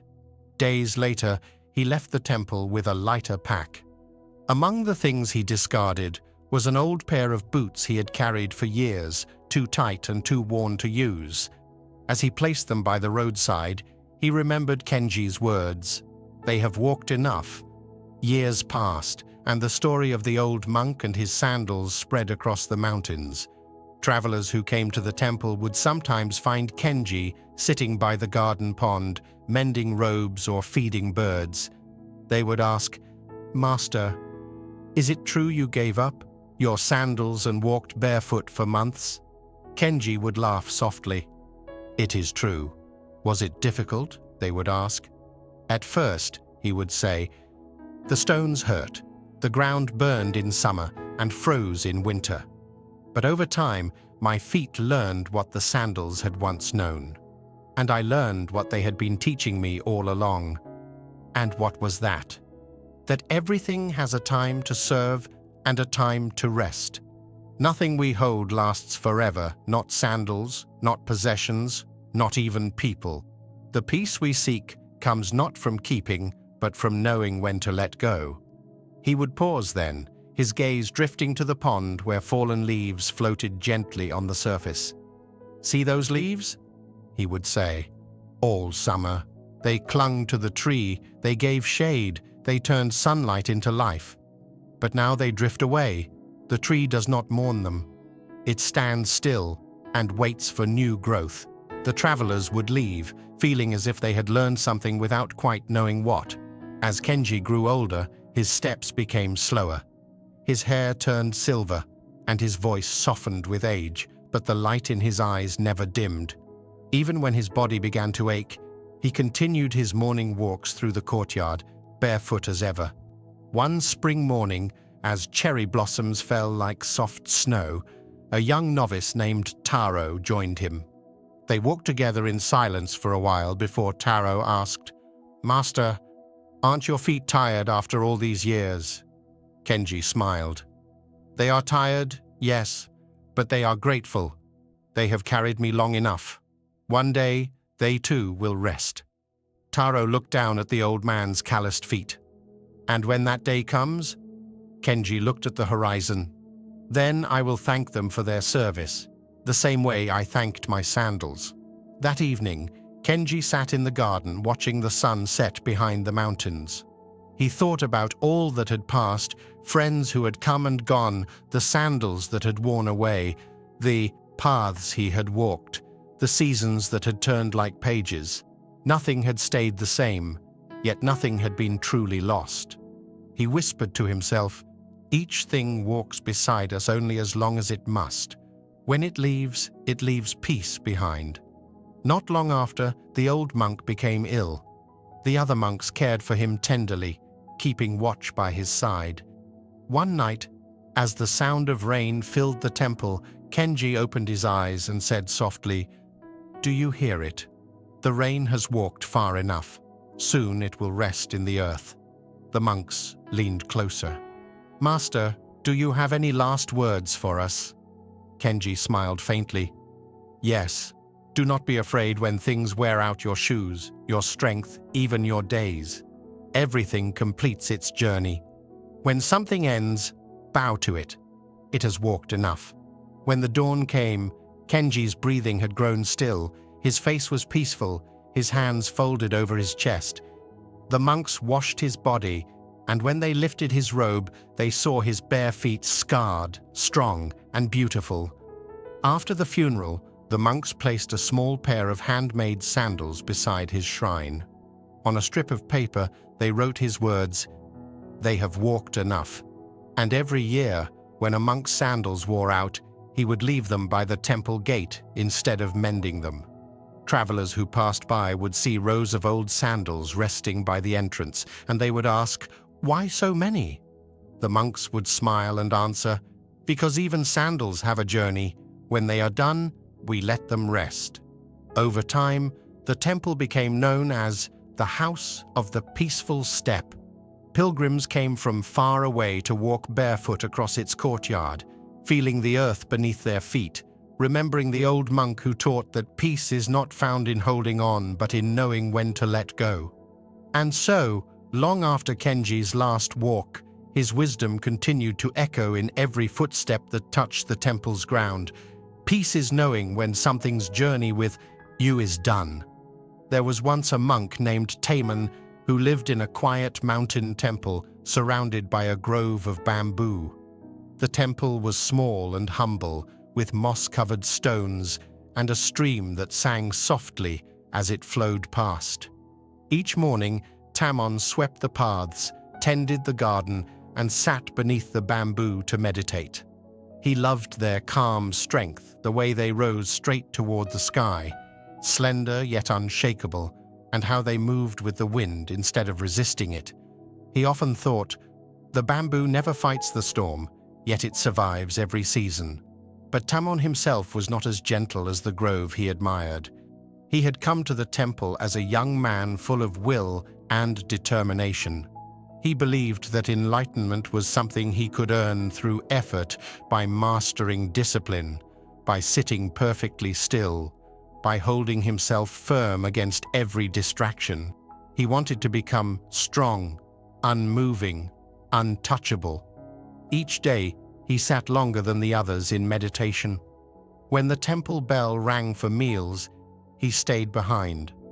When his legs burned with pain, he told himself to endure it. He believed peace could only be won by conquering the body and silencing the mind. One morning, as the sun rose over the hills, the abbot found him sitting among the bamboo, motionless as stone.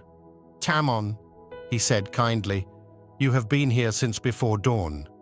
Does your heart feel quiet?" Tamon opened his eyes. "Not yet, master," he said. "My thoughts still wander. I am determined to stop them." The old abbot smiled softly. "Be careful. Even the strongest bamboo bends with the wind. If it stood rigid, it would break."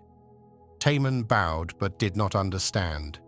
He believed that stillness meant control. That summer, storms swept through the valley. The sky turned dark, and the wind howled day and night. The monks stayed indoors, but Taman went out to meditate beneath the bamboo.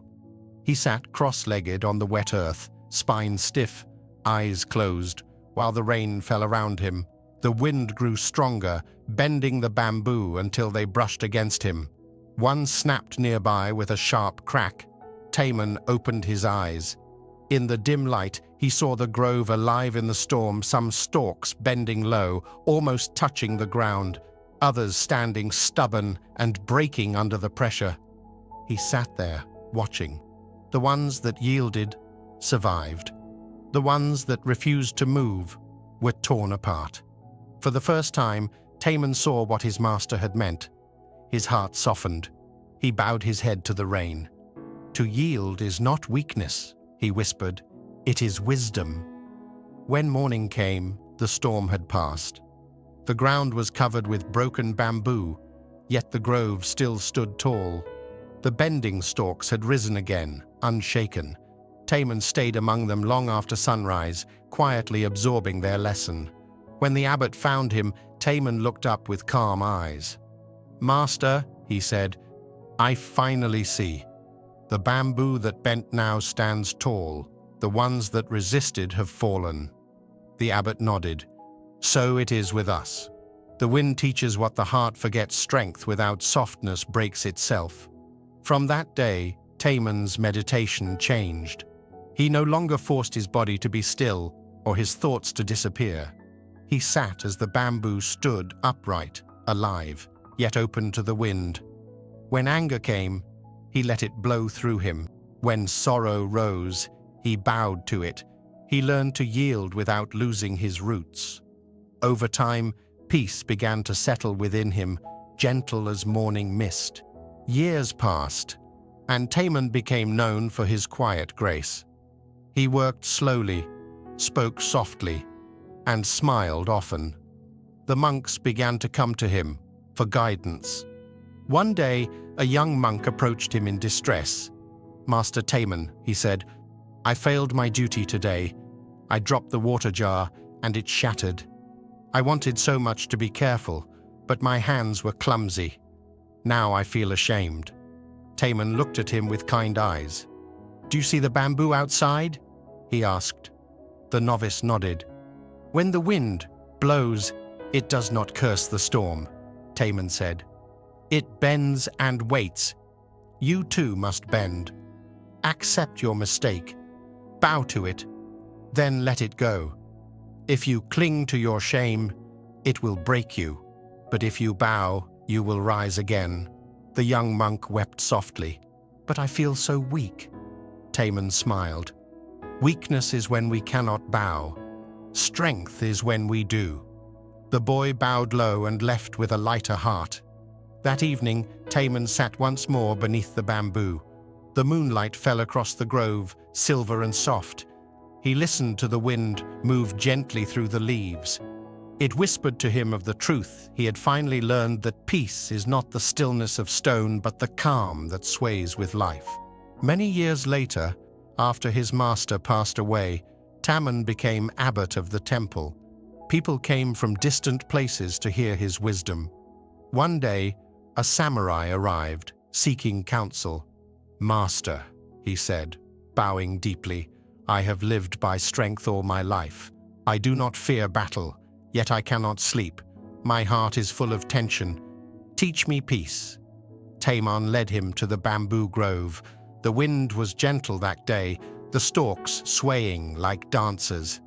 "Tell me," Taman said, "what happens when a sword meets another sword?" "They clash," the samurai answered. "The stronger one wins." Taman bent a stalk of bamboo and let it spring back. "And what happens when a sword strikes this?" The warrior watched in silence. "It cuts nothing," he said. Taman smiled. "The bamboo yields, and so it remains whole. When life strikes you, do not fight back with steel. Yield, and you will not break." The samurai frowned. "But if I yield, I will lose." "No," said Taman. "You only lose when you resist what cannot be changed. The river does not fight the rock. It flows around it and wears it away with time. The one who bends walks farther than the one who stands proud. The samurai stayed at the temple for many days, learning to breathe, to listen, to sit quietly. When he finally left, he bowed to Tamon. "Master," he said, "I came here to learn strength. Instead, I learned how to bow. And in bowing, I have found my strength." Tamon smiled. The bamboo bends in every storm, yet it still reaches the sky. As the years passed, Tamon grew old. His hair turned white, his body thin, but his presence was steady, like a calm breeze through leaves. Every morning he walked to the grove and sat beneath the tallest stalks, even when the wind was fierce high upon the bamboo. The younger ones panicked. "Master," they cried, "the weight will break them." Tamon joined them outside. The grove bowed low under the snow's heavy touch. "Watch," he said quietly. As the monks stood in silence, one stalk began to tremble. The snow slid off, and the bamboo sprang upright again. Then another and another. Soon the grove was alive with sound, each stalk releasing its burden, rising toward the Sunday. "Do you see?" Tamon said. "They bow under the weight, and when the time comes, they rise. This is the secret of peace. Life will press upon you. Let it. Do not fight the burden, let it teach you how to yield. When the storm passes, you will stand taller." The monks bowed deeply, understanding. That spring, Tamon fell ill. He grew weaker each day, but his spirit remained bright. When a novice came to sit beside him, Tamon whispered, "All my life I tried to be unbending. It was the bamboo that taught me to bow. When you learn to yield, you learn to live." "Master," the boy asked softly, "what happens when you can no longer rise?" Tamon smiled faintly. "Then we become part of the wind." The next morning, the old monk was gone. His body lay still, his face peaceful. The monks buried him at the edge of the bamboo grove. That night, as the wind moved through the stalks, it sounded like a soft voice whispering his teaching again and again. Years passed, and the bamboo continued to grow. It swayed with the wind, bowed under snow, and rose again each spring.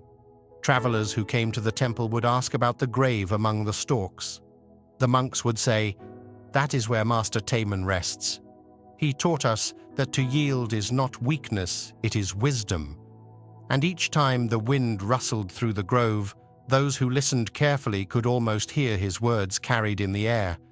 This story reminds us of one of Zen's simplest but deepest truths.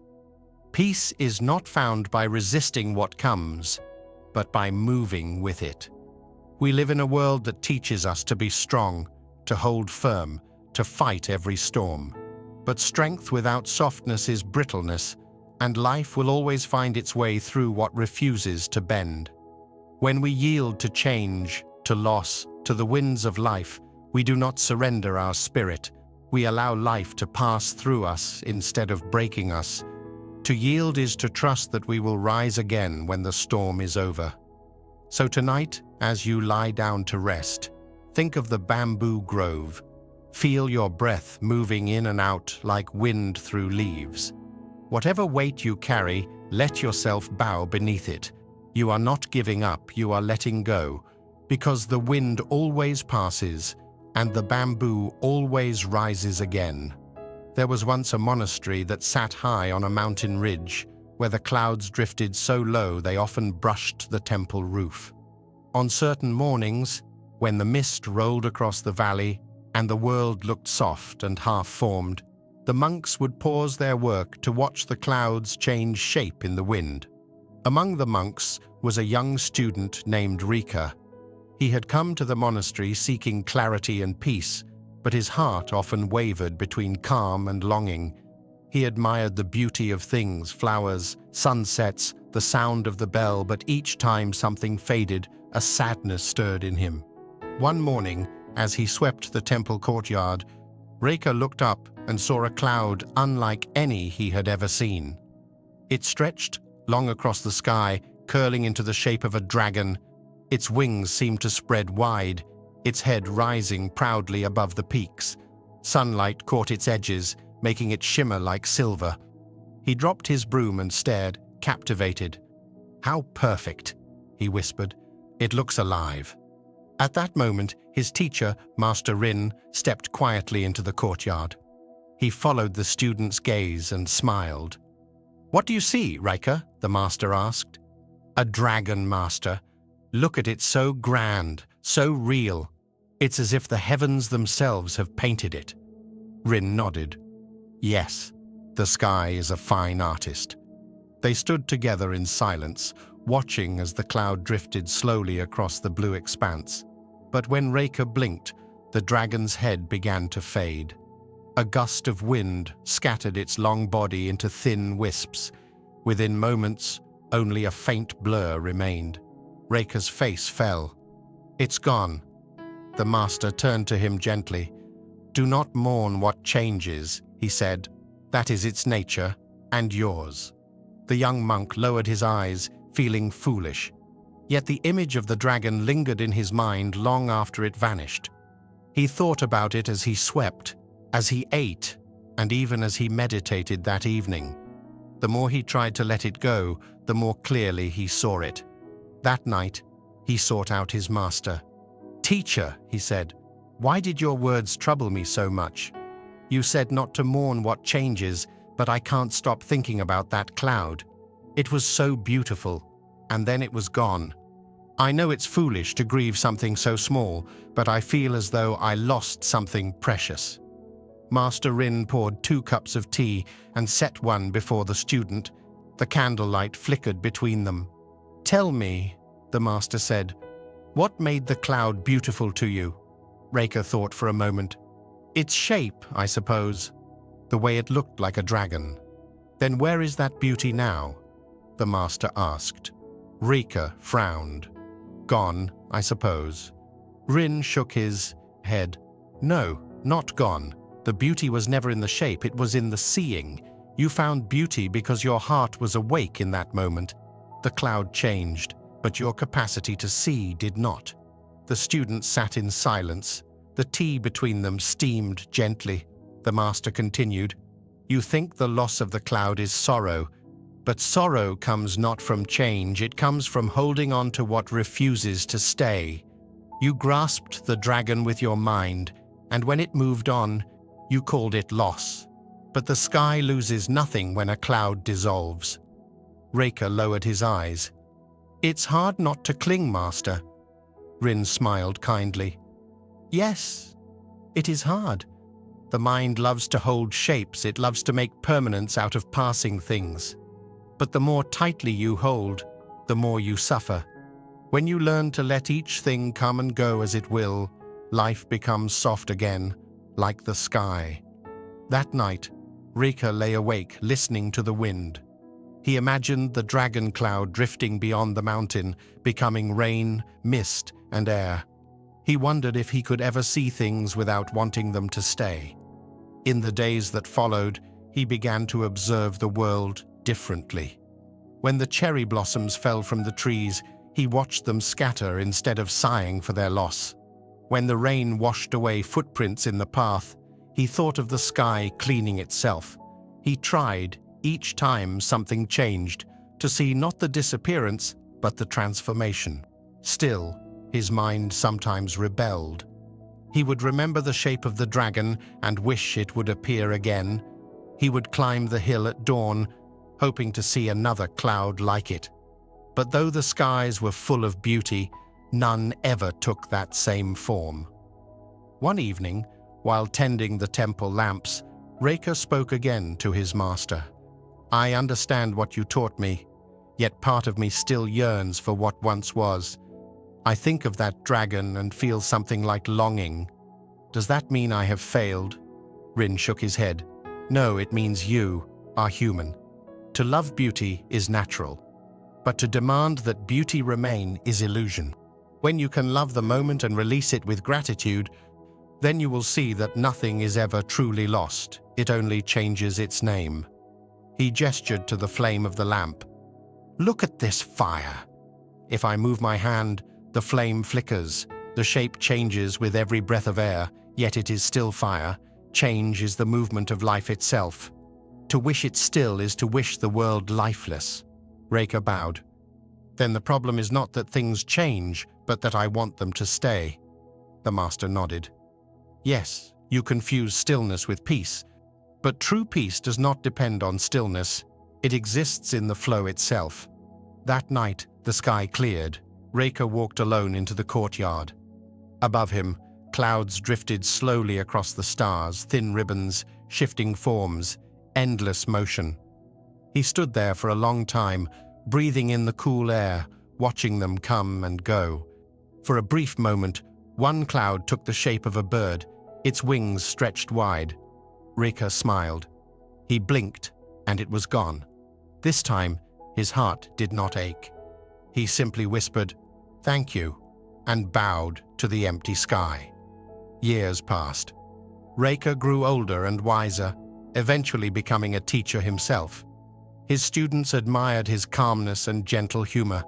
He seemed to hold the world lightly, as though every moment rested easily in his hands. One day, a young monk came to him with tears in his eyes. "Master Rika," he said, "I feel so much sorrow. My friend has left the temple. We trained together for years, and now he has gone to teach elsewhere. I know I should be happy for him, but I feel empty." Reka led him outside. The afternoon sun was low, and the sky was painted with clouds long, soft shapes stretching across the horizon. "Tell me," Rika said, "what do you see in the sky?" The young monk wiped his eyes. "I see a cloud shaped like a mountain. And will it stay that way?" Reka asked. The student shook his head. "No, master, it will change." Reka nodded. "Yes, but while it is here, can you appreciate it?" The young monk looked up again. "Yes, it's beautiful." Reka smiled. "Then do the same for your friend. People, like clouds, come into our lives, take a shape that brings meaning, and then drift on. To love them does not mean to hold them still, it means to bless their movement." The student bowed deeply, tears falling again, but this time they were softer. "Then I should not mourn what changes." "No," Reka said. "To mourn endlessly is to fight the sky. The sky never resists. It lets every cloud come and go, and because of that, it is vast." The boy smiled faintly. "Then peace is like the sky." "Yes," Rika said, "and you are that sky." That evening, as the monks gathered for meditation, the air grew heavy with mist. Clouds rolled low over the temple roof. Some of the younger monks whispered that it looked as though the heavens were resting upon their home. Reka sat with them, listening to the soft rain that began to fall. He spoke quietly. Each drop of rain was once part of a cloud. Each cloud was once vapor rising from the sea. Nothing is ever lost, it only changes its form. Remember this when sorrow visits you. Change is not your enemy, it is the breath of existence. As the rain fell, the monks sat in silence. The sound of droplets against the wooden floor became their teacher that night. When Reka grew old, he spent his final years watching the sky from the temple balcony. Sometimes the other monks would find him there at dawn, smiling faintly as clouds drifted through shades of pink and gold. One morning, a student approached him. "Master," he asked, "after all these years, what have you learned from the clouds?" Reka looked at the horizon, where the light of morning was dissolving the night. "That everything I have ever loved has changed," he said, "and yet nothing has truly gone." The student bowed. "I don't understand." Reka smiled. "When the cloud disappears, the sky remains. When you lose what you love, what remains is what allowed you to love in the first place, the open space within you. That is your true nature. Like the sky, you can hold every passing shape without clinging to any." Not long after, Master Rika passed away peacefully in his sleep. The monks buried him at the top of the mountain, where the clouds drifted closest to the earth. On the day of his burial, The sky was full of movement, clouds forming, breaking, merging, scattering. As the monks chanted, one of them looked up and saw a great cloud shaped like a dragon stretching across the heavens. He smiled and whispered to the others, "The master is here." The cloud glowed for a moment in the sunlight, then slowly dissolved into the blue. The monks bowed deeply. None felt sadness. The master had taught them too well. They returned to their temple in silence, the wind gentle on their faces. That night, as the stars appeared,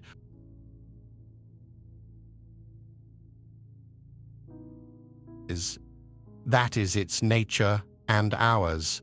This story reminds us of one of Zen's deepest truths. All things are in motion. The sky never keeps a single cloud, the sea never holds a single wave, and we cannot hold a single moment of life. Everything we love, everything we are, is always moving, forming, fading, returning. To mourn what changes is to fight the current of existence. To accept it is to find peace.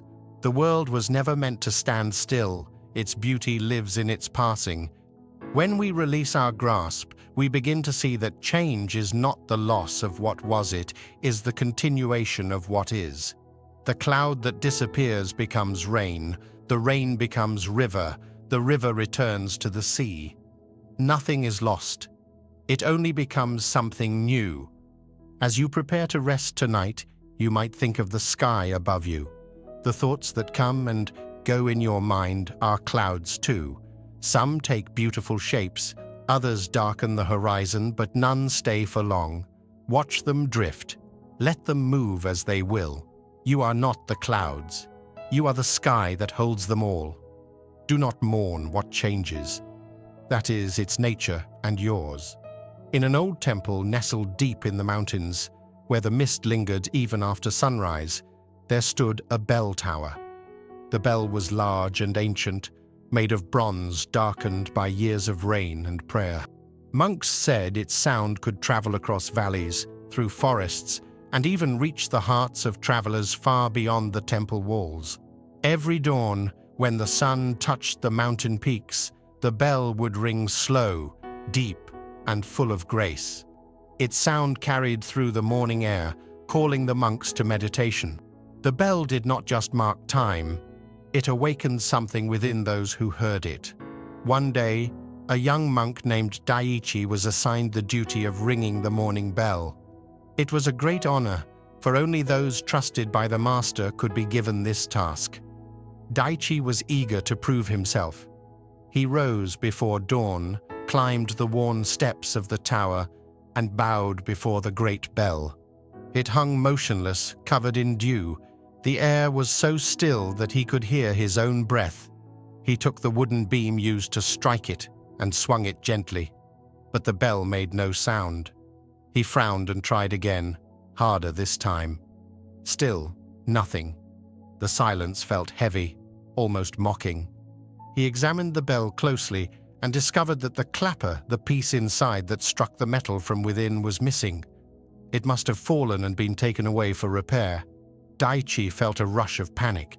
The temple depended on the sound of this bell to begin its day. Without it, the morning ritual would be incomplete. He swung the beam again and again, each time harder than before, hoping to coax some echo from the stubborn metal, but all he heard was the dull thud of wood hitting bronze. The silence grew louder in his mind. Frustrated, he struck it one last time, so hard that the sound of his effort filled the tower. The bell, however, remained mute. At that moment, he heard a soft voice behind him. "Why do you strike so violently, Daichi?" It was the master, standing at the doorway, his robe rippling slightly in the wind. "Master!" Daichi bowed quickly. "The bell will not ring. Its clapper is gone. I thought perhaps if I struck it hard enough, the sound might still come." The master smiled gently and walked closer. "And what did you hear?" Daichi hesitated. "Nothing, master. Only silence." The old man nodded. "Then you have heard more than you realize." Daichi looked puzzled. "But master, the purpose of a bell is to ring." Without its sound, it fails in its duty. I have failed in mine." The master placed a hand on the bell. "Is it the bell that has failed?" he asked softly. "Or your expectation of what it should do?" Daichi said nothing. He looked down at his hands, still trembling from the effort. "Even silence," the master said, "is a sound if you listen without wanting." He let the words linger in the air. Then, without another word, he turned and left the tower. Daichi stood there for a long time. The wind moved gently through the open window, carrying the faint scent of pine. He sat down on the wooden floor and closed his eyes. At first, all he could hear was his own heartbeat. Then, slowly, other sounds began to reveal themselves. The rustle of bamboo leaves outside, the soft creak of the tower's beams, the sigh of the wind moving through the valley. Beneath it all was the vastness of silence itself, deep, unbroken, infinite. He realized that he had been so focused on the bell's voice that he had ignored all the other voices around him. Later that morning, during meditation, the master spoke to the monks. "There are two kinds of hearing," he said. "The first is with the ears. It seeks sound, compares, judges, and desires. The second is with the heart. It listens to what is, even when there is nothing to hear. When the heart listens, silence sings." Daichi bowed his head, understanding the lesson was for him. In the days that followed, he returned to the bell tower each morning. Though the clapper was still missing, he no longer tried to strike the bell. Instead, he sat beside it and listened to the wind brushing its surface, to the small insects crawling in the cracks, to the sound of his own breathing. At first, it felt strange. The silence was not what he expected. It had layers soft and shifting, full of life he had never noticed. He began to feel that the bell was speaking after all, just not in a way he had been taught to hear. One morning, as the sun rose, Daichi watched the first light touch the bronze. He whispered to himself, "You ring in your own way." When the temple carpenter finally came to replace the clapper, Daichi found himself hesitant. He wondered if he wanted the sound to return. Yet when the bell was whole again, and its deep tone filled the valley once more, he smiled. It was beautiful, but so was the silence that had come before. Later that day, Daichi approached his master. When the bell was silent, he said, "I felt frustrated at first, but over time I began to hear something beyond sound. It was as if the world itself was ringing." The master nodded. "Yes, the world is full of bells that have no clappers, trees, rivers, stones, even your breath. You must learn to hear their music."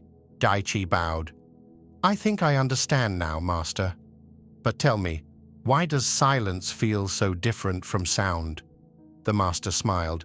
"Because sound fills space, but silence reveals it. Sound ends, but silence remains. When you stop demanding one, you begin to appreciate the other."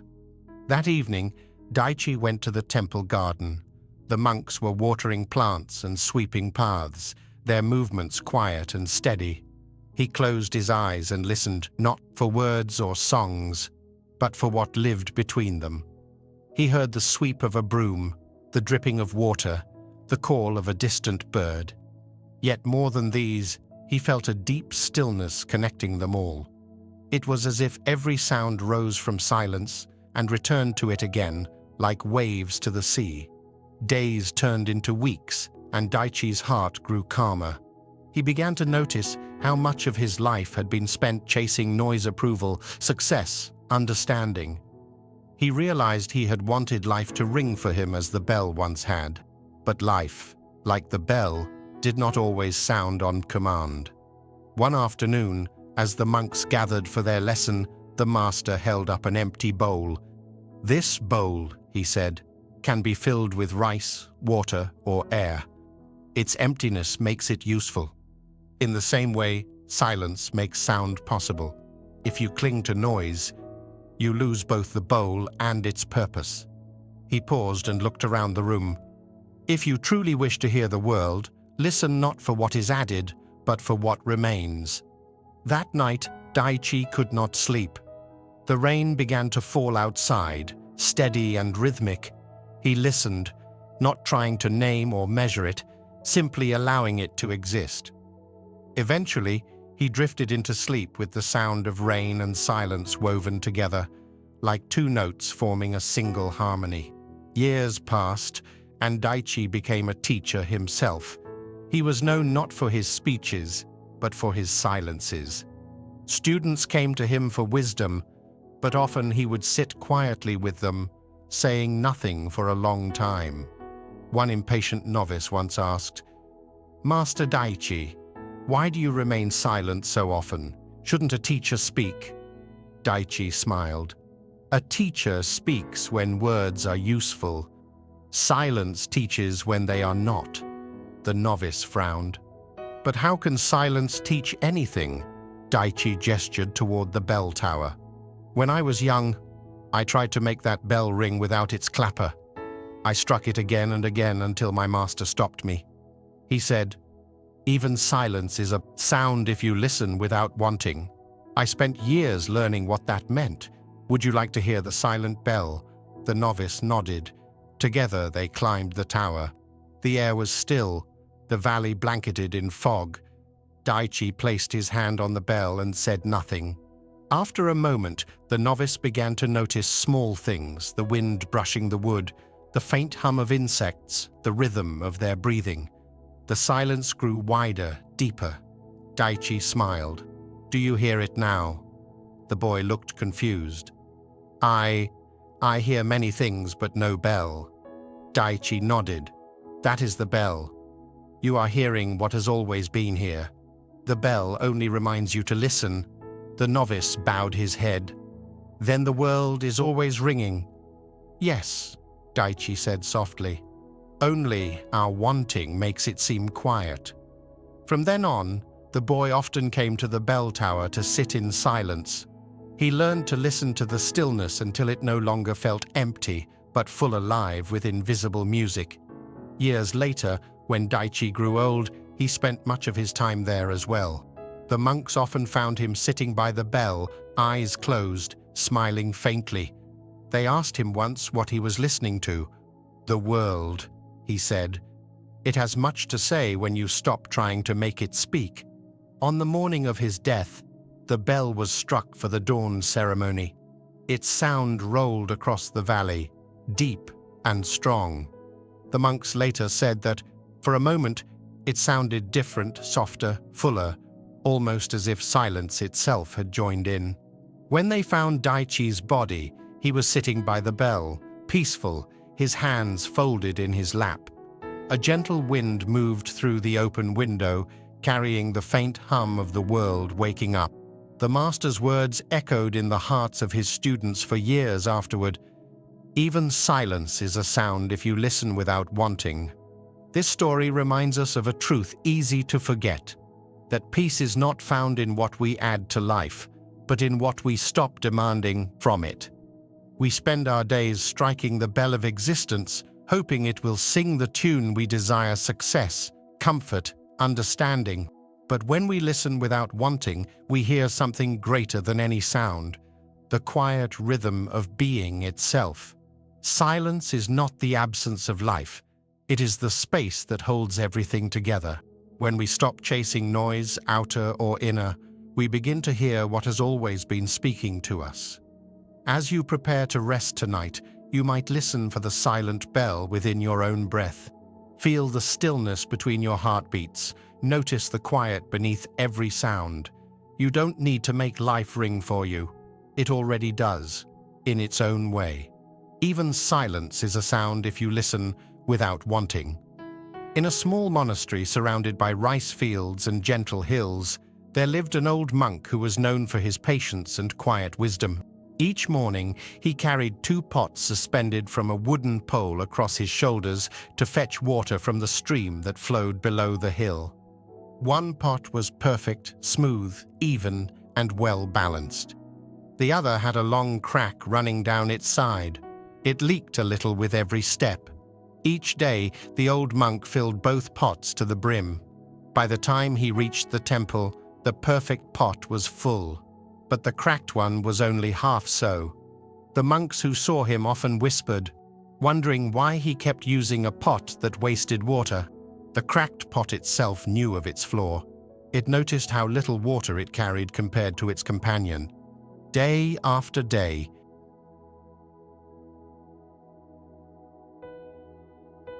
it had given less than the other pot. One morning, as the monk was preparing for his walk to the stream, the cracked pot spoke softly. "Master," it said, "I am ashamed." The monk smiled, surprised but not startled. "Ashamed? Why? Each day you carry me to the stream, and each day I return half empty. The other pot does its duty perfectly, but I fail you. I have tried to hold the water, but I cannot.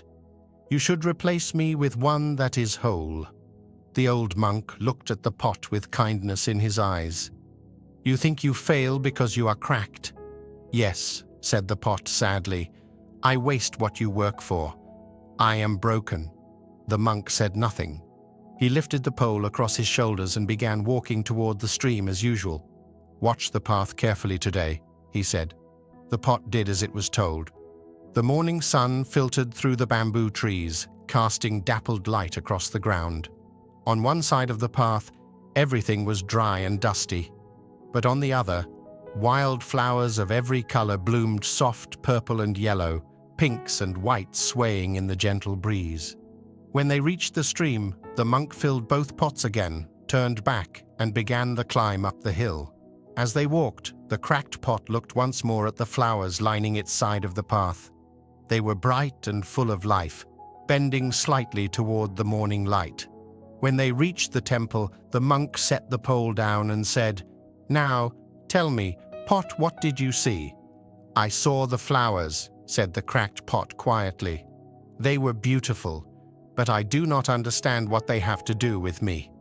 The monk smiled. "You do not know? Those flowers grow because of you. Every day, as we walk back from the stream, the water that leaks from your side falls onto the soil. I planted those seeds long ago, knowing your crack would water them. For 2 years they have grown, brightening our path and filling the air with fragrance. Without your flaw, there would be no flowers." The cracked pot fell silent.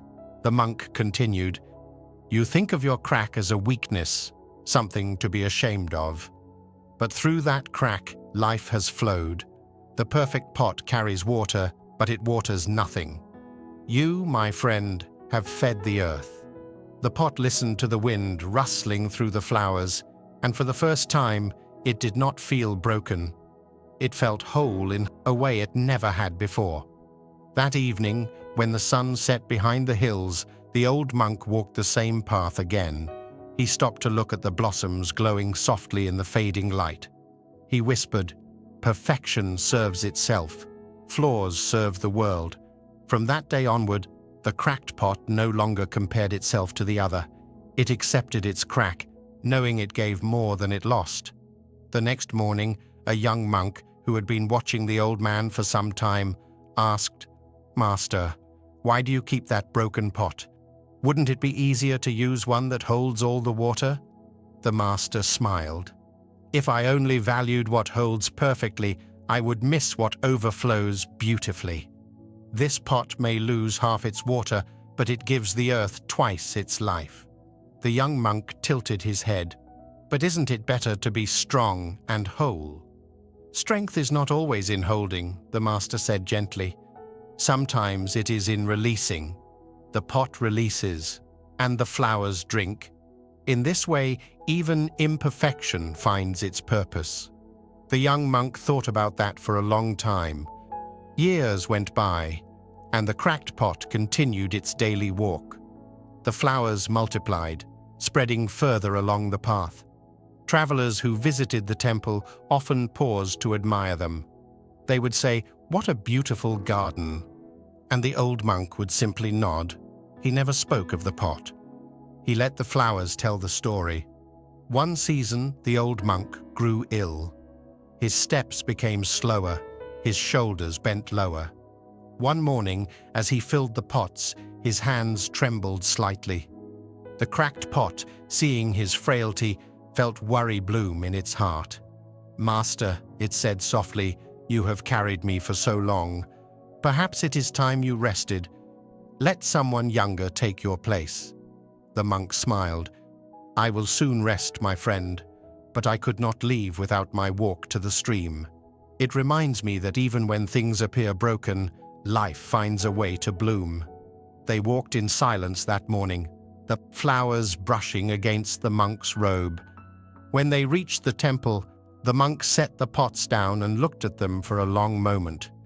"Each of us," he whispered, "is both whole and cracked. What we call broken is only the place where light and life can enter." That evening, the monk passed away peacefully in his sleep. When the monks found him, they saw the 2 pots by his bedside, still filled halfway with water from that morning's walk. One was perfect. The other, cracked, shimmered in the sunlight streaming through the window. The new abbot, a student of the old monk, kept the 2 pots in the garden. He told the younger monks, "Our master taught us through everything, even through a pot. Look closely. What you see as damage may be the very thing through which the world is blessed." Over time, the cracked pot became a quiet symbol in the temple. Each novice who joined the monastery would learn its story. Whenever someone felt unworthy, too slow, too emotional, too flawed, the abbot would take them to the garden. He would gesture to the flowers and say, "Do you see these blooms? They drink from imperfection. The world grows from what you think is wrong with you." One day, a new novice named Shin was struggling with his studies. He was clumsy, forgetful, and easily distracted. After spilling ink across a sacred text, he wept in shame. The abbot found him sitting outside, head bowed. "Why so sad, Shin?" "I cannot do anything right," the boy said. "My hands shake when I copy scriptures. I forget chants during meditation. I'm useless here." The abbot placed a hand on his shoulder. "Come with me." He led the boy along the garden path where flowers still grew wild from the cracked pot's side. The scent of blossoms filled the air. The abbot stopped and pointed. "Do you see this?" he asked. "Yes, master, it's beautiful." The abbot nodded. It was born from a flaw. There was once a pot that leaked. The water it lost gave these flowers life. The pot thought it was failing until my teacher showed it the truth. Its weakness was its gift. Shin looked up. "But how can my mistakes give life?" The abbot smiled. "Every mistake softens pride. Every failure teaches patience. When your hands tremble, you learn humility. When your heart aches, you learn compassion. These are the flowers that grow from your cracks. If you try to hide them, you deny the world their fragrance." The boy's tears slowed. He looked at the blossoms more closely. Some were drooping, some were torn by the wind, but all of them were alive. He whispered, "Then I should not hate my cracks." "No," said the abbot, "hate only blinds you. Acceptance allows you to see what is still growing." That evening, Shin returned to his work. His writing was still uneven, but his heart was lighter. For the first time, he noticed how the ink glistened under the lamp, how the faint sound of the brush against paper was like a soft song. Each imperfection in his strokes felt like a heartbeat alive, human, true. Years later, when Shin became a teacher, he would tell his own students about the cracked pot. "When you see your flaws," he would say, "remember that they are not mistakes in the design, they are part of the pattern. Through them, your kindness flows." One spring morning, as he tended the garden, Shin noticed the cracked pot had finally split in 2. Time and weather had worn it beyond repair. He lifted its pieces carefully and placed them in the soil beside the flowers. He whispered, "You have carried enough." From that place, new flowers grew brighter than ever before. The monks said it was as if the pot's spirit had dissolved into the earth. They began to call that patch of the garden the place of the cracked pot. Whenever visitors came to the temple, They would walk the garden path and pause before it. The abbot would tell them the story, the same story that had passed through generations of monks. He would end it by saying, "Perfection is silent. It holds everything in. Imperfection sings.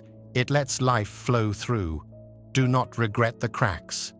Through them, peace blooms." And so, the legend of the cracked pot lived on, whispered through time like a prayer. It reminded each person who heard it that no life is wasted, no flaw without purpose. A perfect vessel may hold water, but it is the cracked one that nourishes the ground. Peace does not come from fixing what is broken. It comes from seeing that nothing was ever truly broken at all. When we learn to accept the cracks within ourselves, the doubts, the scars, the losses, we begin to see beauty blooming from them. The sunlight touches the same places where we once felt pain, and flowers grow along the path of what we once tried to hide. So, tonight, as you rest, remember the cracked pot. Whatever part of you feels flawed or incomplete is simply where love and wisdom are meant to flow. Do not regret the crack. The crack gives life. Peace blooms through acceptance. In a quiet valley surrounded by low green hills, there stood a temple that had weathered many years and many seasons. Time had softened its wooden beams and polished its stone paths. Behind the temple, near the edge of the forest, there grew an ancient tree. The monks called it the Old Guardian. Its trunk was thick, wide enough that 6 men holding hands could barely circle it. Its branches reached high into the sky, spreading wide like an open umbrella. Beneath its leaves, the monks meditated, prayed, and found peace. Travelers rested in its shade during summer, and in autumn, its golden leaves covered the ground like small coins of light. The abbot often said, "This tree is like a silent teacher.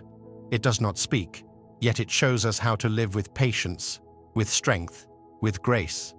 Among the monks was a young novice named Haru. He had been at the temple for less than a year, but he loved the old tree deeply.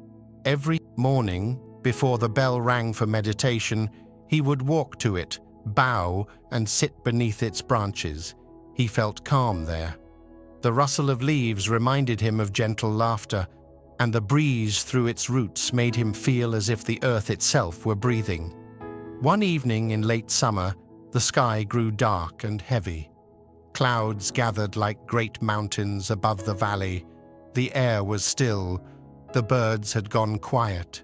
The monks hurried to close the shutters and tie down the prayer flags. The abbot looked out across the courtyard and said softly, "The wind is coming." By nightfall, the storm had arrived. Rain poured like a river from the sky, and the wind howled through the valley, bending bamboo and shaking doors. The monks gathered in the meditation hall to chant. Between the thunder and the sound of the rain, Haru could hear branches snapping in the forest. When dawn finally broke, the rain stopped. The valley lay still, silver with mist. The monks opened the doors and stepped out into the quiet morning. The ground was soaked, the air thick with the smell of wet earth and pine. Haru ran toward the grove behind the temple to check on the old tree. His sandals slipped in the mud as he hurried down the path. When he reached it, he froze. Half of the great tree was gone. A powerful gust of wind had split its trunk. One of its main branches, so large it had once shaded half the garden, lay on the ground, cracked and broken. The inner wood shone pale and wet, its rings exposed like the inside of a wound. Haru fell to his knees. He touched the bark, rough and soaked with rain. "No," he whispered. "You were so strong. How could you fall?"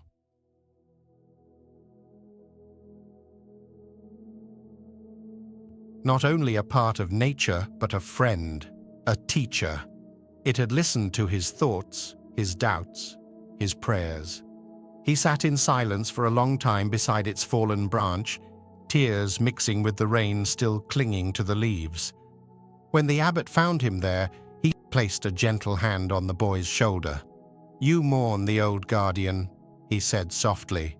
Haru nodded, unable to speak. The abbot looked at the broken trunk for a long while. Then he said, "It has shared enough shade." Haru looked up, confused. "But master, it is ruined. It will never be the same again. How can you speak so calmly?" The abbot smiled faintly. "My son, you see loss, but I see completion. This tree has stood for hundreds of years. It has given shelter to birds, shade to travelers, and peace to our hearts. It has done what it came to do. Why should we call that a tragedy?" Haru frowned. "But it was alive. Shouldn't we be sad that it has ended?" The abbot nodded slowly. "Sadness comes when we wish things to last beyond their time. The tree has simply followed the law of all living things. It grew, it flourished, and now it rests. Even endings serve their purpose." He touched the broken bark. "This wood will warm us in winter. The roots that remain will feed the soil, and perhaps one day another tree will grow from this very place. Tell me, Haru, what has truly been lost?" The young monk stared at the remains of the great tree. The abbot's words made sense, yet his heart still hurt. He bowed his head. "I understand, master, but my heart is slower than my mind." The abbot smiled gently. "Then let your heart catch up. There is no hurry. Grief is a kind of love that has nowhere left to go. Sit with it until it learns to breathe again." And with that, he left the boy to his thoughts. For days, Haru visited the tree each morning. The air around it smelled of damp wood and earth. The birds had returned, hopping along the fallen branches. Bees buzzed around the flowers that still grew at its roots. Slowly, the sight of the broken trunk began to hurt less. One morning, he noticed something he had missed before: tiny green shoots sprouting from the fallen limb. Life was finding a way to return. He smiled for the first time since the storm. Later that day, the monks began clearing the broken branches. They gathered the wood and stacked it carefully to dry. When winter came, that same wood crackled in the temple's hearth, warming the monks during their evening meditations. Haru sat by the fire and thought of the abbot's words. Even endings serve their purpose. The warmth on his skin was the same life that once shaded him in summer. The tree had changed its form, but it had not vanished. When spring arrived, the monks planted a new sapling beside the old stump. The abbot said it was not to replace the old tree, but to honor it. "Nothing truly replaces what has passed," he told them. "We only continue the story." Haru tended to the sapling every day. He watered it carefully, brushed snow from its leaves, and spoke to it softly as he had once spoken to the old tree. Sometimes he felt the wind moving through its tiny branches, and he imagined the spirit of the old guardian watching over them still. Years passed, and Haru grew into a teacher himself. The sapling became a young tree, strong and tall. One summer afternoon, a novice approached him after meditation, his face troubled. "Master Haru," the boy said, "I don't understand why everything must die. Why can't the good things stay?" Haru smiled, seeing himself in the young student. He led the boy to the grove and stopped before the old stump, now covered in moss. Beside it, the young tree stood tall, its leaves shimmering in the light. "Do you see this?" he asked. The novice nodded. "This stump once belonged to a great tree. I cried when it fell. I thought its life was over. But now, look, its roots still feed the soil. Its wood still warms our fires. Its fall made space for this new life. Would you call that loss or transformation?" The boy thought for a while. "Transformation, master." "Exactly," Haru said. "The world does not take without giving. What ends in one form begins in another. When you understand this, endings will no longer frighten you. You will see them as beginnings wearing a different face." The novice nodded but still looked uncertain. "It's hard to let go, though." Haru smiled kindly. "Yes, it is. That is why we practice. We practice letting go of small things, our impatience, our pride, so that when larger things fall away, we can release them too. The heart learns peace not through holding, but through opening. That night, as the monks gathered in the hall, the abbot asked Haru to speak. He told the story of the storm, the fallen tree, and the lesson his master had given him long ago. "The tree taught me that nothing in life is wasted," he said. "Even when broken, it continued to serve. Even in silence, it continued to teach. We call something an ending when we can no longer see its form, but life never stops, it only changes its direction." The monks listened quietly. Outside, the wind moved through the new tree's leaves, whispering softly against the wooden walls.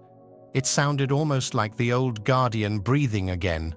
Years later, when Haru himself became abbot, he would often sit beneath that tree, now large enough to shade the entire courtyard. He had grown old, his hair white, his movements slow, but his eyes were bright with the same peace his teacher once carried. One evening, as the sun set and the monks lit the temple lamps, Haru called a young novice to his side. "Do you hear the wind in the leaves?" he asked. "Yes, master," the boy said. "It sounds like the tree is singing." Haru smiled. "It sings the same song the old tree once sang, the song of change. Everything in the world hums that tune, but few listen closely enough to hear it. The mountains, the rivers, even our breath all rise and fall in rhythm with it. To live in harmony with that song is to find peace." The boy frowned. "But master, when the wind stops, doesn't the song end?" Haru shook his head gently. "The wind never truly stops. It only rests before moving again. The song is always there. Sometimes you hear it, sometimes you feel it. When the old tree fell, its song did not end, it simply changed instruments." That night, Haru dreamed of the storm long ago. He saw the great tree bending under the weight of the wind, then breaking, then lying still. But this time, in the dream, he did not feel sorrow. He felt gratitude. The tree had given everything it had to give, and that was enough.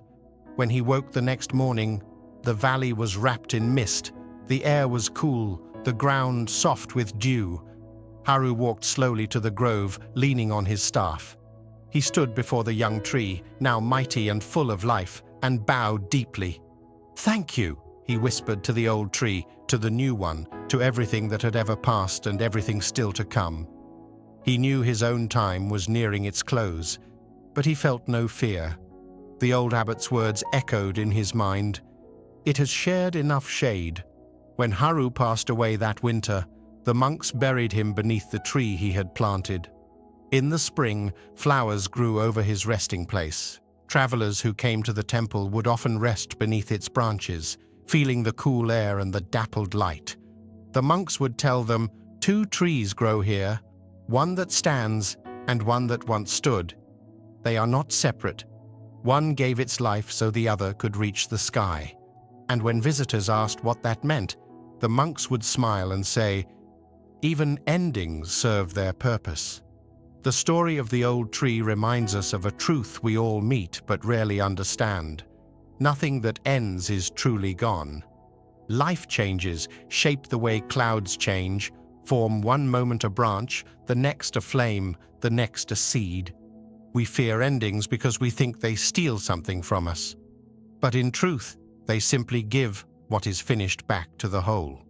The leaf that falls feeds the soil. The flame that burns warms the night. The life that fades clears space for what is next. When we lose someone or something we love, grief is natural. But if we look deeper, we can see that love never vanishes. It only moves into new forms, a memory, a lesson, a kindness passed on. As you rest tonight, think of the old tree. What has fallen in your life may have already begun to bloom elsewhere.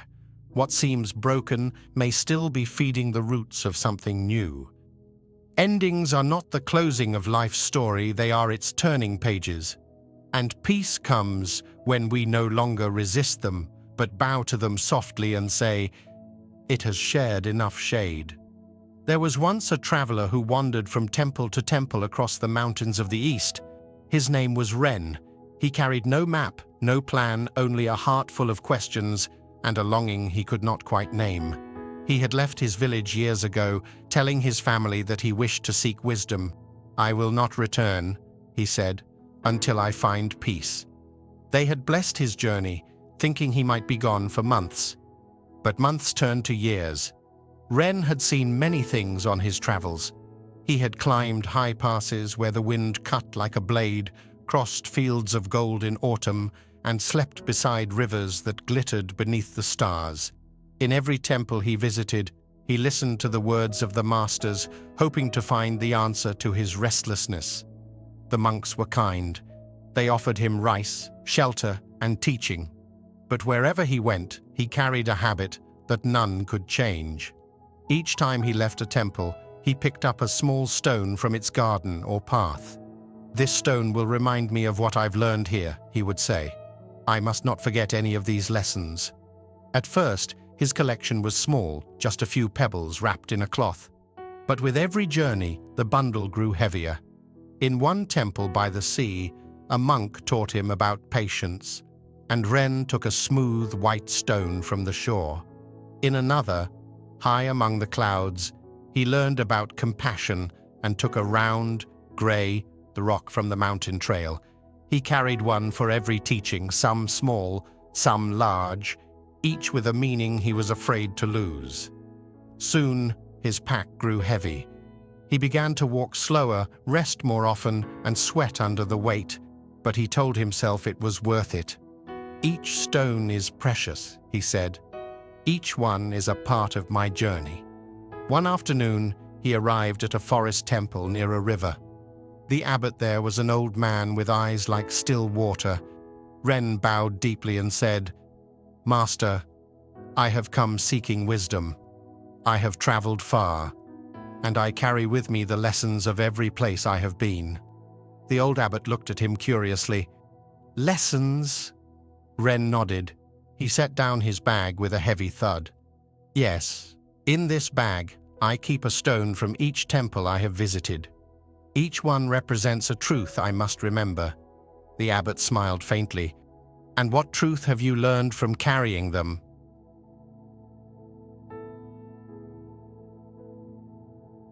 Progress. The old man nodded slowly, then said, "Come, sit by the river with me." They walked together down the slope to the water's edge. The river was wide and slow, its surface shining in the light of late afternoon. The master sat on a rock and gestured for Ren to join him. "Tell me," the abbot said, "why do you seek wisdom?" Ren thought for a moment. "Because I wish to find peace." The master nodded. "And has peace come to you yet?" Ren looked down. "Not yet, but I have gathered much understanding. I know the words of the masters and the meaning of many sutras. I carry their lessons with me." The abbot smiled gently. "You carry their words, yes, but do you carry their silence?" Ren frowned. "I don't understand." The old man pointed to the traveler's bag. "How heavy is that?" Ren sighed. "Very heavy, but it holds all I have learned." The master looked at the river and said quietly, "Then you are like a man who collects cups of water from every stream, believing he can hold the ocean in his hands. He carries so much that he cannot drink." Ren stared at the rippling water. "But if I let go of these stones, won't I forget what I have learned?" The abbot chuckled softly. "If a truth is real, it will not be lost. What stays in the heart needs no burden to protect it." Ren was silent. The wind moved through the reeds, and the sound of water filled the space between them. After a long moment, the master said, "Take off your bag." Ren hesitated, but obeyed. He slipped the straps from his shoulders, and the weight dropped from him like a sigh. "Now," said the master, "walk along the riverbank." Ren did as he was told. He walked a few steps and stopped. His body felt light, almost unfamiliar. The air seemed clearer, his breath easier. The master called out, "How does it feel to walk without the weight?" Ren smiled faintly. "It feels free." Then why not walk farther? Ren turned back toward his bag. But my stones? The master shook his head. The stones will stay. The lessons will travel. Ren sat down by the river, looking at the bag resting on the ground. He untied the knot and reached inside. His hands moved through the cool, rough stones. Each one brought back a memory: the sea breeze, the mountain fog, the faces of kind monks who had once guided him. He picked up one smooth, dark, and small. "This," he said, "reminds me of patience." The master nodded. "Good. Now, can you feel patience without holding the stone?" Ren thought for a moment, then placed the stone in his palm. He breathed slowly, remembering the calm of the sea, the rhythm of the waves. The feeling returned easily. "Yes," he said softly, "it's still here." The master smiled. "Then you can release the stone." Ren hesitated but dropped it into the river. It vanished beneath the surface with a quiet splash. He took another gray and rough. "This one reminds me of compassion." "Does compassion live in the stone, or in you?" the master asked. Ren looked down at the stone in his hand. "In me," he whispered. "Then you no longer need the stone." Ren let it fall into the river. One by one, he lifted each stone, remembered its lesson, and let it go. Some made soft planks, others rolled into the shallows. With each release, his heart grew lighter. When the bag was empty, he felt an odd stillness inside him, a mix of peace and emptiness. He looked at the abbot. "It feels strange," he said. "Like I have lost something, and yet gained something too." The master nodded. "When the hands open, the heart opens. Only an empty cup can be filled." Ren bowed his head. "Master, I have spent years gathering wisdom, but I see now that I was gathering weight." The abbot smiled. "Knowledge becomes wisdom only when it is lived, not carried. You have been walking with your mind full, and so your eyes could not see the path. Now you can travel again." That evening, Ren stayed at the temple. He shared a simple meal with the monks: rice, vegetables, and tea. There were no grand sermons, no formal teachings. The abbot spoke little, and yet Ren felt he understood more than he had in years of studying words. As night fell, the river shimmered under the moonlight. Ren walked back to the bank and sat by the water. The current whispered softly, carrying his stones downstream. He watched them disappear into the dark, feeling no sorrow, only gratitude. The next morning, when the monks gathered for breakfast, the abbot noticed the traveler preparing to leave. "Where will you go now?" he asked. Ren bowed. "Where the road leads, master. But this time I will go without collecting." The abbot smiled.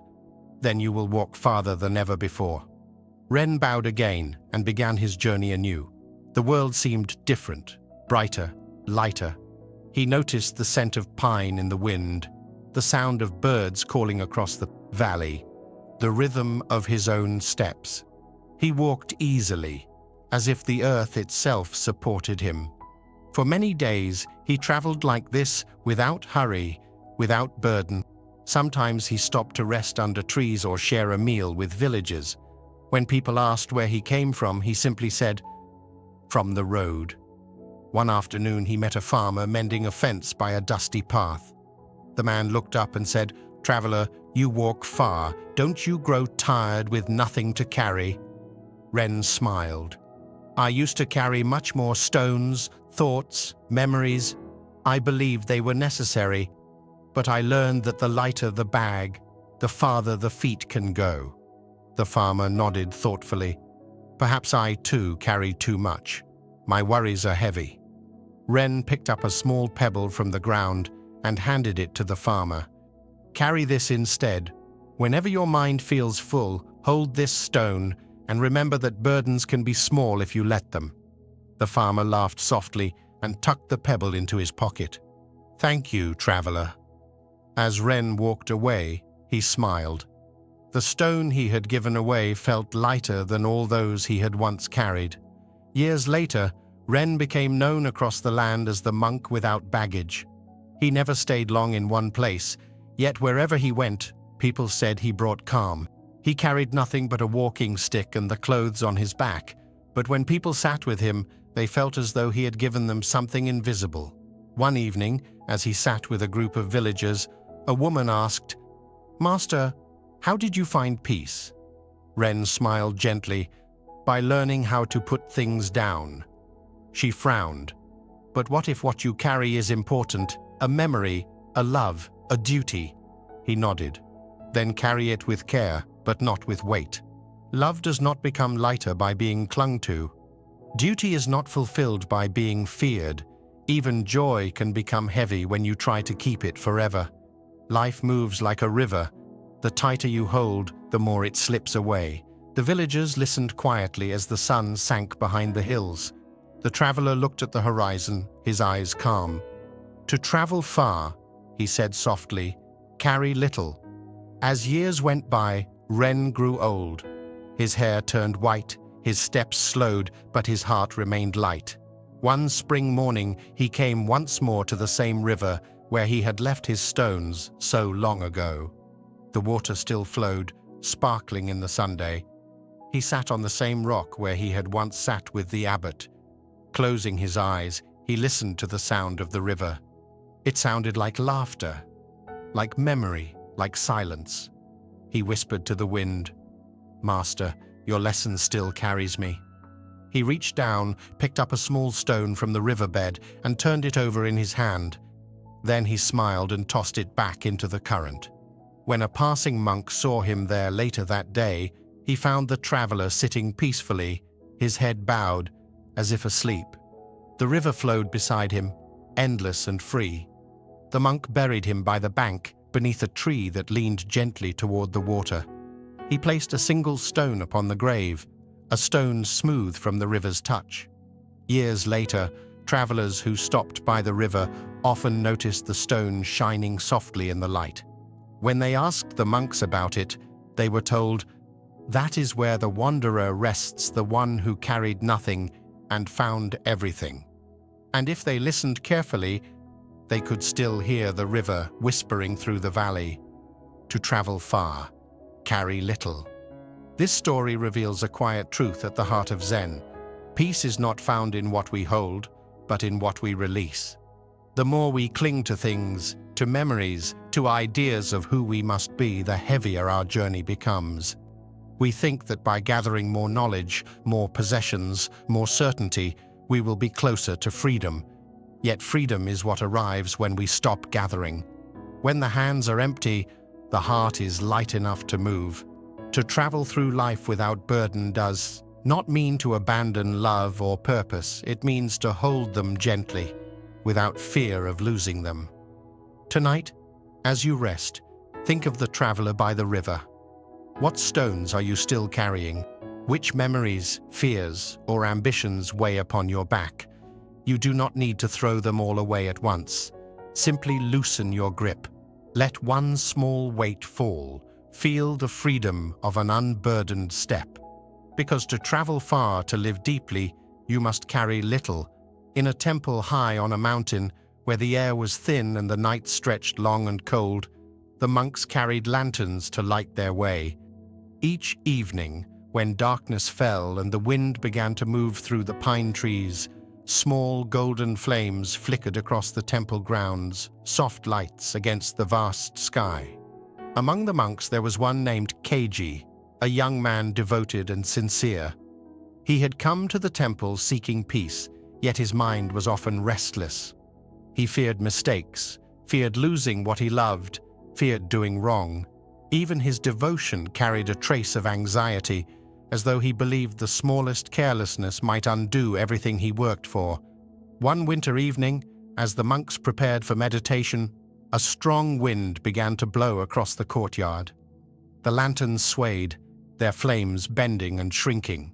Keiji was carrying his own lantern toward the main hall when the wind nearly extinguished it.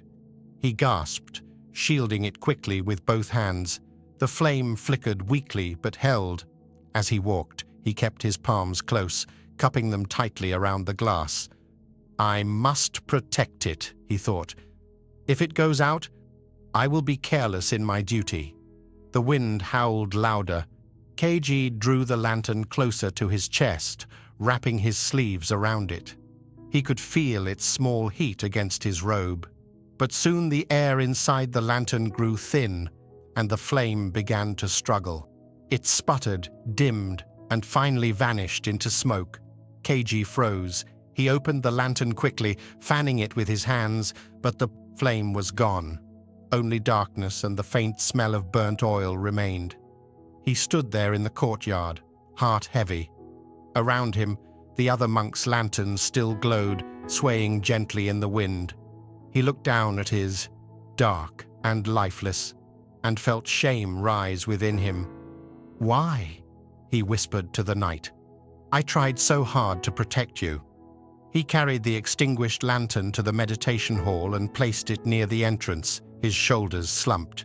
The old master noticed his troubled face, but said nothing until the prayers were finished. When the chanting ended and silence filled the hall, the master turned to him. "KG," he said softly, "why does your light not shine tonight?" KG bowed low. "Master, the wind was strong. I tried to protect the flame, but in shielding it, I smothered it. I failed."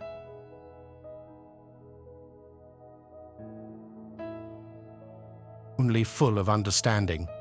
"Come with me," he said. They stepped outside. The wind had quieted, leaving the air still and cold. The moon hung low over the valley, and the night smelled of pine and snow. The master led KG to the edge of the courtyard, where a single lantern still burned by the garden wall. Its light shimmered softly against the stone. "Look closely," the master said. "See how it moves?" KG nodded. The flame bent gently in the small breeze, then lifted again, steady and bright. "The wind touches it," the master said, "but it does not die. Why?" KG thought for a moment. "Because it is open," he said finally. "The air moves through it." The master smiled. "Yes, it breathes." He turned to KG. "You tried to protect your light by closing it off from the wind, but in doing so, you took away its breath. You cannot protect light by clutching it, only by letting it breathe."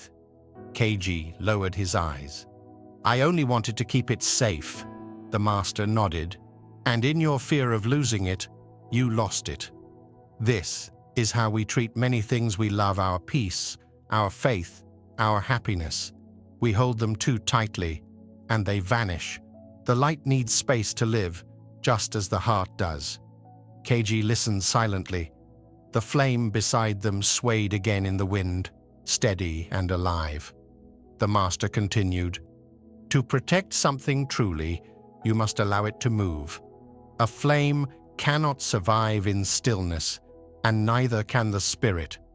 Both die when they are closed away from life." That night, KG returned to his quarters. He sat beside the dark lantern, staring at its cold glass. The master's words echoed in his mind. He realized that what had gone out was not only the flame, but his trust, his ability to let things exist without fear. He slept little. In the morning, before dawn, he took his lantern back to the courtyard and relit it. The air was calm, and the first light of morning painted the snow silver. He carried the flame gently this time, not too close, not too far, letting the air flow around it. The flame danced freely, bright and soft. He smiled to himself. Over the next weeks, KG thought often about what the master had said. He began to notice how he carried other parts of his life, his studies, his prayers, even his friendships. He guarded them all so carefully that there was no room left for ease or joy. He realized that his fear of losing peace had become the very thing keeping him from it. One afternoon, while sweeping the meditation hall, he watched a bird fly through the open door and perch on a beam above the altar. It stayed there for a while, tilting its head, then flew back out into the sky. He thought, if I tried to keep it, it would stop singing. Only freedom lets it live. That evening, during meditation, the master said, "Peace is not something you hold, it is something that holds you. It comes when you stop gripping life so tightly that it cannot move." Keiji understood. Years passed, and the young monk grew into a calm, thoughtful man. One winter night, a new novice joined the temple. The boy was nervous, eager to please, always afraid of doing wrong. He reminded Keiji of himself long ago. During the first night of the cold season, when the wind returned to the mountains, the boy was given a lantern to carry to the gate. Keiji watched from the corridor. The boy walked carefully, shielding his flame with both hands. Moments later, the lantern went out. Keiji approached him gently. "What happened?"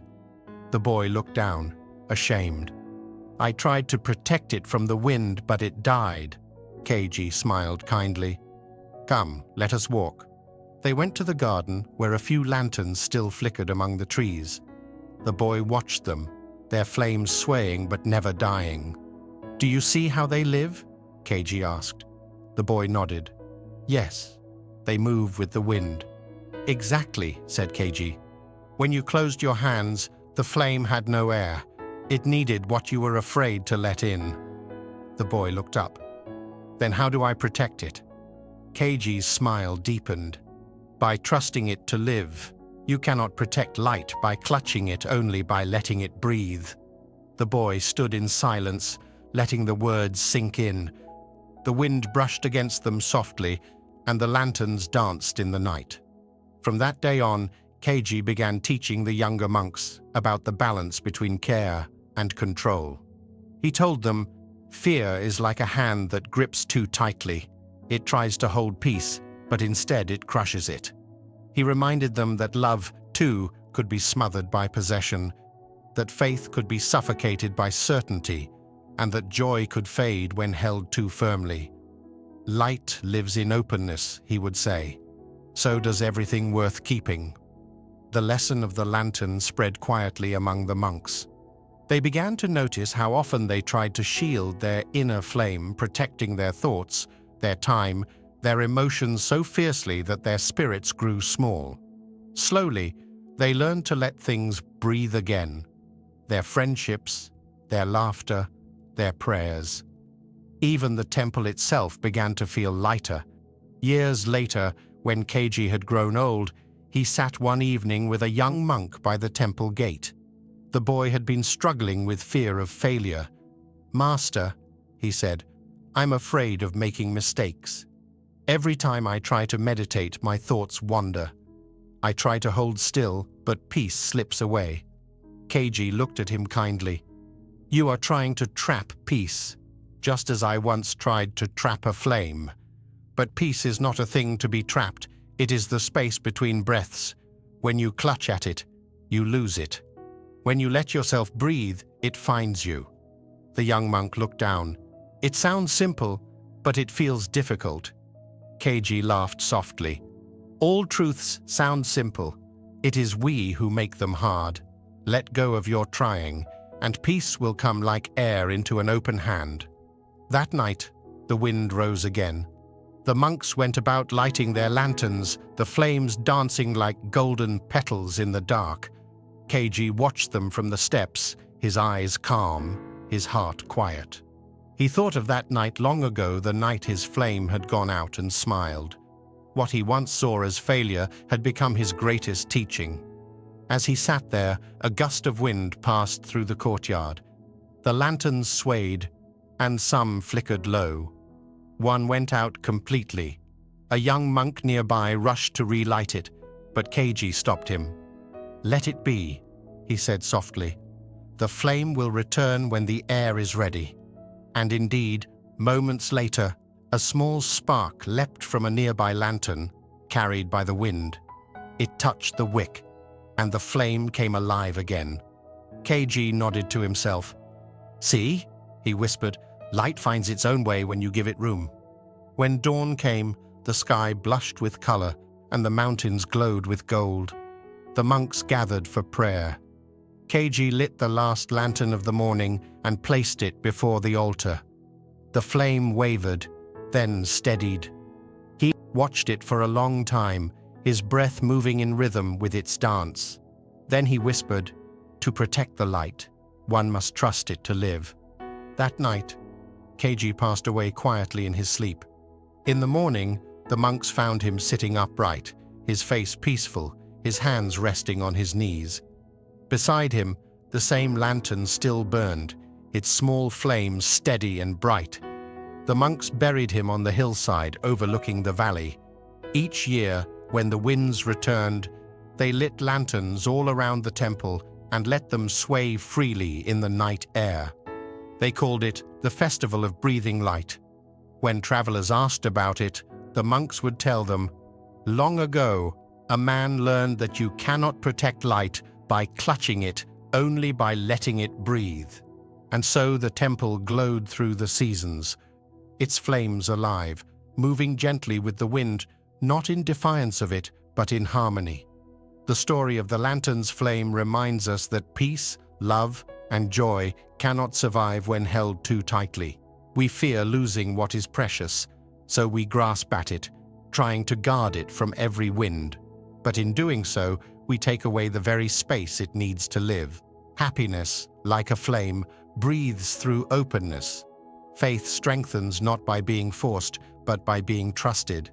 Love deepens when allowed to move freely, not when confined by fear.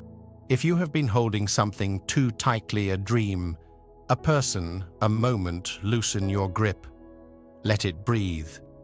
As you rest tonight, imagine the small flame of your own spirit. Do not cover it with worry or shield it with fear. Simply let it move with the quiet winds of your breath. You cannot protect light by clutching it. You can only keep it alive by letting it breathe. For thousands of years, Zen masters have whispered the same truth in 100 quiet ways. Peace is not something you chase. It appears when you stop clinging. The monk and his teacup taught us that an empty cup can be filled. The fisherman learned that what we stop chasing returns on its own. The cracked pot, the broken brush, the old tree each revealed that what we call imperfection is often life's way of showing us wholeness. The raindrop reminded us that falling isn't the end, it's becoming part of something vast. And through them all runs one gentle thread. When we loosen our grip, when we release control, when we stop clutching at what must move on, peace, like breath, like light, finds its way back to us. So tonight, as you step into silence, let go of the thought, the fear, the need to understand. Let life breathe through you. If these stories touched your heart, I'd love to hear which ones stayed with you most. Leave a comment below. Your reflections may become someone else's moment of peace. And if you wish to walk further on this quiet path together, subscribe to the channel. Each week, we'll share more Zen stories, soft lanterns for the mind, reminders that letting go is not losing, but returning home. Let go, breathe, be still, peace will find you.